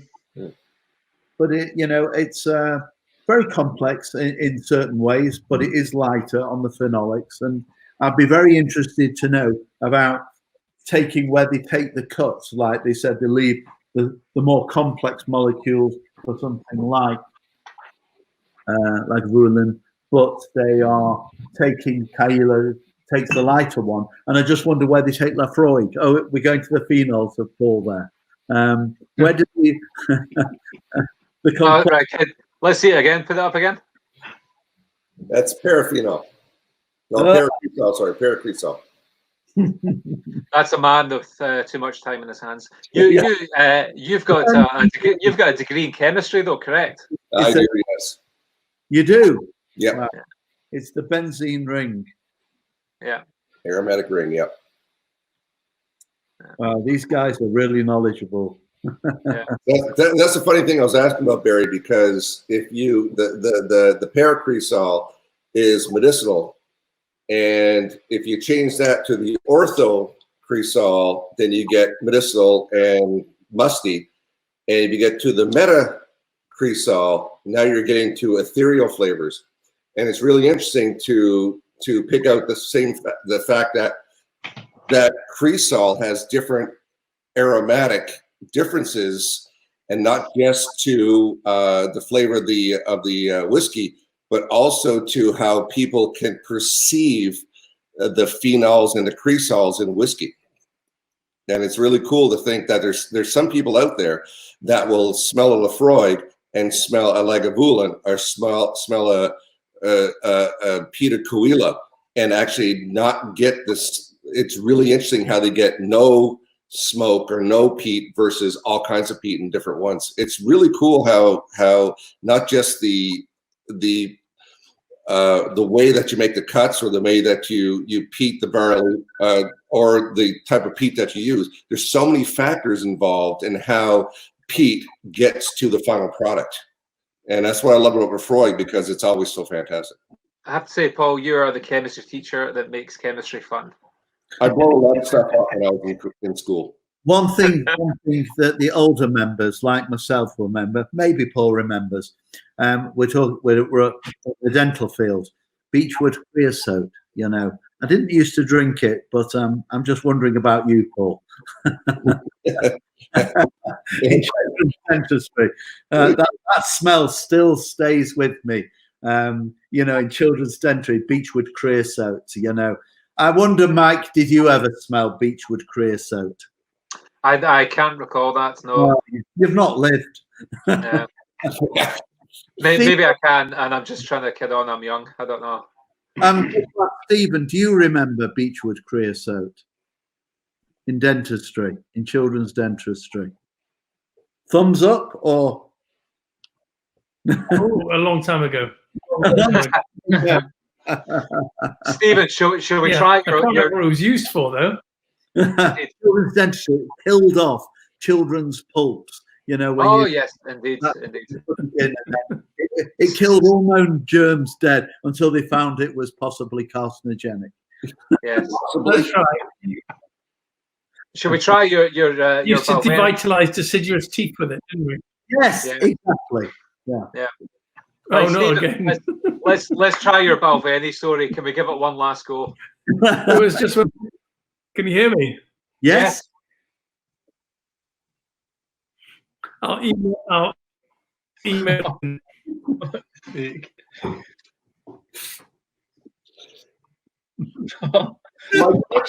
not even that good. Oh, how much do we all want to hear this story now? I know. You're going to do Balvenie next time. I got to hear it. It's not that good, I promise. It's a big anticlimax. Oh, man, is that it? And how are you doing, Andy? You getting on okay? You're just sitting so there. Disappointed. You're sitting there. Just drinking. sitting, listening to you guys is fascinating, man. Absolutely fascinating. Just quietly getting drunk in the name of. Can you see the whiskey glow coming over? Can we get a couple samples of Laphroaig sent down to Andy so we can have a little flight for him? That's a great idea, Paul. I like it.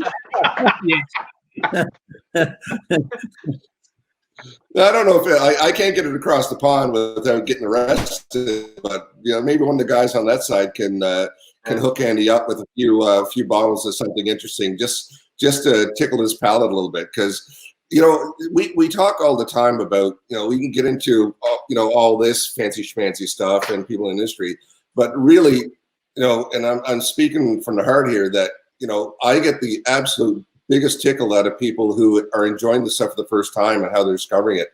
And Andy, if I think it'd be fantastic to get some great Laphroaigs down to you there and see how if you like it, if you don't like it, why don't I like it?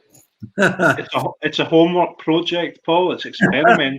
It's all about education. Exactly. And listen, you won't get arrested for anything, Paul. We'll get Jeremy representing you, and it'll be absolutely fine. Giving up dentistry. There is no dentistry anymore with so I think I'm going to have to become a lawyer. Yeah, there you go. Yeah, I'll just switch your career entirely, and we'll all move to Islay, and we'll get some jobs. Oh. And it's very, very late in the day, and we're way past when I said I'd finish this. But Paul, play golf and drink whiskey. Yes, indeed. You spent how long was it you spent on Islay, Paul? A week and a half. Yeah, and what distillery were you in? Oh, we were at Laphroaig, Ardbeg, Bunhabban,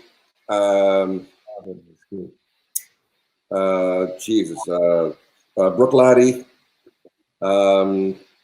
Ardnahoe. Went to Ardnahoe. That was a cool place.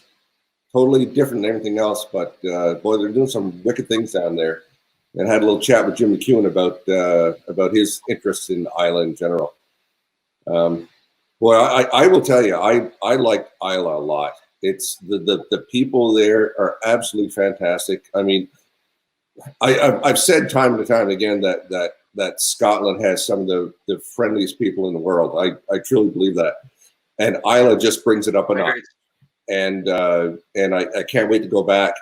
There's a few more distilleries I got to get to over there, obviously. But when you talk about the differences in whiskey and Scotch whiskey, Islay really is a place of its own. And you can hang back and talk about whether you like smoky whiskeys or not, or peaty whiskeys or not. But Lagavulin just does it. And yeah, I can't wait to get back and see some of the artist spots. But I'm definitely going to get back to Laphroaig, and I'm kind of hoping that Barry's still there when I get back. I might be back in the metal lab at Shapton Shadow.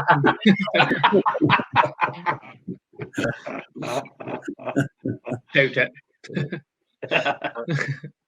Absolutely, and I agree what you're saying. And I said to Barry, actually, I had some ancestors that came from Islay.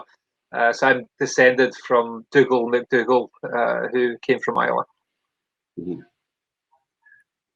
Yeah. So just one very quick thing on ancestors. I actually have a long history with Laphroaig in my family. Okay. My great auntie was she worked in the admin department for Laphroaig all her life. Her mum, so I don't even know what that is to me. She was Ian Hunter's kind of living nurse, I guess you'd say. Okay. The best one was my grandpa. He was actually born in the distillery. He was born inside the Laphroaig distillery grounds. Wow. A few years ago. And his brother, so my great uncle, he was the manager of Laphroaig in the 20s. So, and that does have to raise the question, Barry. What on earth were you doing in a dental lab?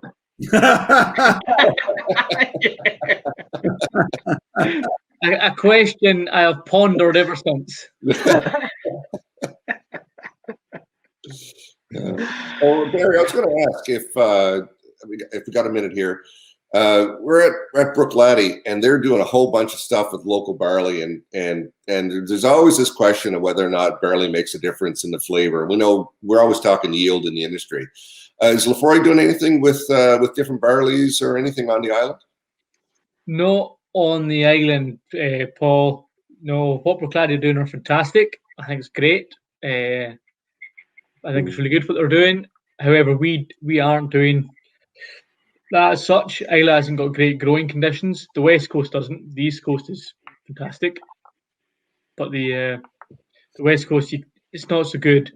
Yeah. But what Brookladdy are doing is fantastic. You know, they're trying new things. They're trying different things. Mm-hmm. I like it. It's good. However, we aren't. No, we're still using barley from the East Coast. Okay. I know, because I know there's it's a not often talked about phenomenon, but we do occasionally get barley from south of the border for Scotch whisky. But I know that's we don't like to talk about that. Yeah. Just met with stony silence. Yep, Mike. Why did you bring that up? We've actually got there was a distillery here that brought peated barley in from the UK to make a peated edition, which is really interesting. That was years ago.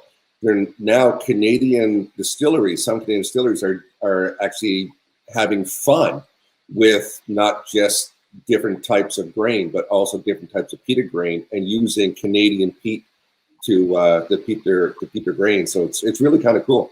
It's because you see Canadian whiskey has, I wouldn't say a lot of give to it, but it's great to see these things happen. And so someone asked me that, said, are they trying to make Scotch whiskeys? No. They're making Canadian whiskey with a twist, or a different flavor in Canadian whiskey. The same as, we always see malted whiskey, out of Scotland, or, we see that as always barley, but rye was used a long time ago, and now they're starting to use it again. All about flavor changes, and it can be not just something that's different, but something that's going to be good. Yeah. Mm-hmm. Yeah, definitely. Well, gentlemen, I think we're going to have to call time at some point. I had said 10:30 was our limit. It's now 11:15. I think, it's dentistry. We run 45 minutes late. It happens. I'm not going to keep apologising about it. Labs never run late. Never. Andy. They don't run late, but no, there's other stuff.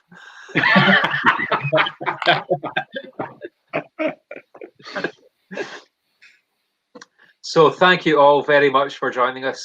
Stephen, I am very sorry that obviously we didn't get to hear very much from you. Thank you. Just sat quietly and patiently. I desperately want to hear this story. That's probably a good thing. Like we all do. Do you want to try and tell us it one last time, or?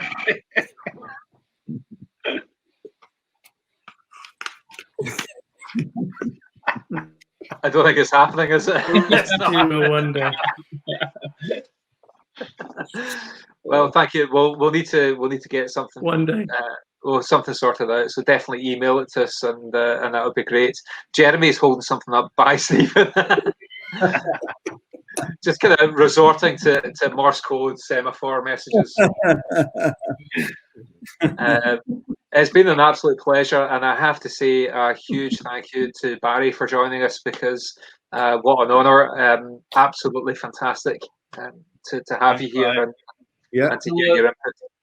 Not at all, Mike. I would love to do it again. This has been fantastic. It's been fun.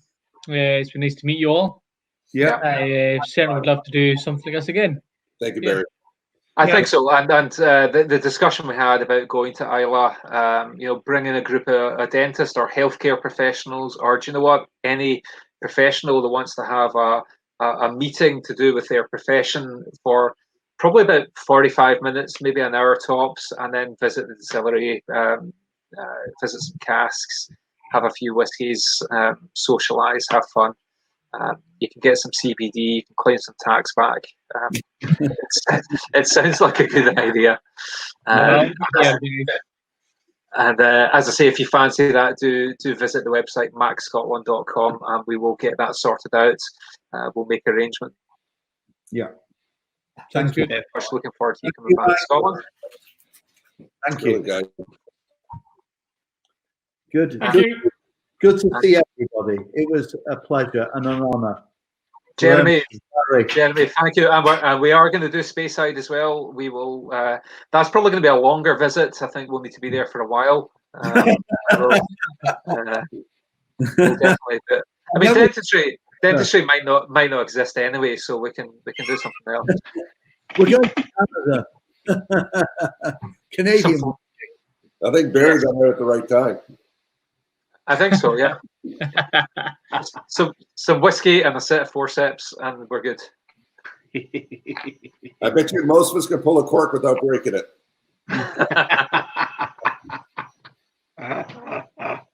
Been a lot of fun. It's been great. And you never know, Andy. Barry might need somebody for shoveling some malts, shoveling some barley. That could be your inroads. Listen, Barry's going to take. Listen. Now that I've said that I was a ceramist, the tables are going to be turned now, man. Can I just say one thing? Is Andy going to play one of those guitars behind us? No. Oh. I would have played one earlier before I drank all the whiskey. I'm not drinking. I'm not doing it now, man. And my wife always says I sound better playing guitar when she's drinking. Going on for another couple of hours, I would consider it. Listen, while we've been on air, guys, there's been somebody who wants to say hello to everybody. And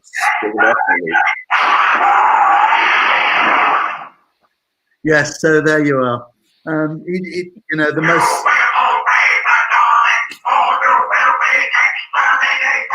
Thank you. He's enjoyed the presentation as well, but he hasn't taken too much whiskey tonight. You've just been sitting there with a Dalek next to you the whole time. He's been into a few webinars now. I reckon he could be a dentist soon, and if not, I could sit inside him and actually do my dentistry as PPE. Ah, well, exactly. That would work. That would work. Just exterminate the caries. Oh, I knew that was coming. I knew it. Thank you, guys. It's been an absolute honor and a pleasure, to learn from Paul, but Barry, a star. I take off my cap. I never thought I'd do that to a dental technician, but no. I will say to you guys, Barry and Andy, it's been a pleasure, really. It's been, listen, guys, it's been a joy talking to you all. The stuff that I'm learning is unbelievable, and as Paul was saying, the more I try, the more I'll learn.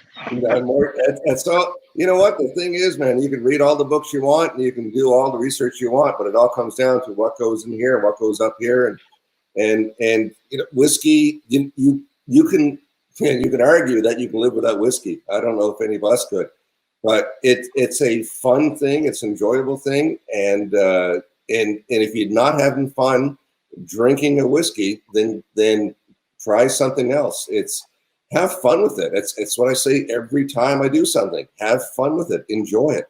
And I love the fact, Andy, that you're catching in here. And I see that Charlie's here, and I promised Charlie I was going to do a nosing little ditty for her at some point. I'm going to do that, Charlie. I promise. So if you want to have some pointers on how to get a little more out of your whiskey, Andy, just kind of keep up on me through social media. I'm going to be doing a cast strength nosing here, and what I'm aiming to do is give people pointers on not just how to enjoy the whiskey, but also to experience it a little bit more, not just from a scientific point of view, but also from an emotional point of view. So if you want to keep on, just follow me a little bit. Yeah, perfect. Yeah, it might have, and we'll have fun with it as well. Yeah, great. Absolutely brilliant. Yeah. Sounds absolutely ideal. I think you're right. The emotional aspect of it is the biggest aspect. It's whiskey.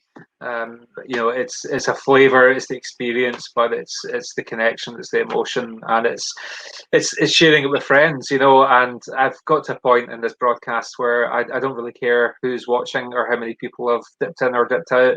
I've had a great dram with some really great people, and it's been really good fun. It's been excellent. Yeah.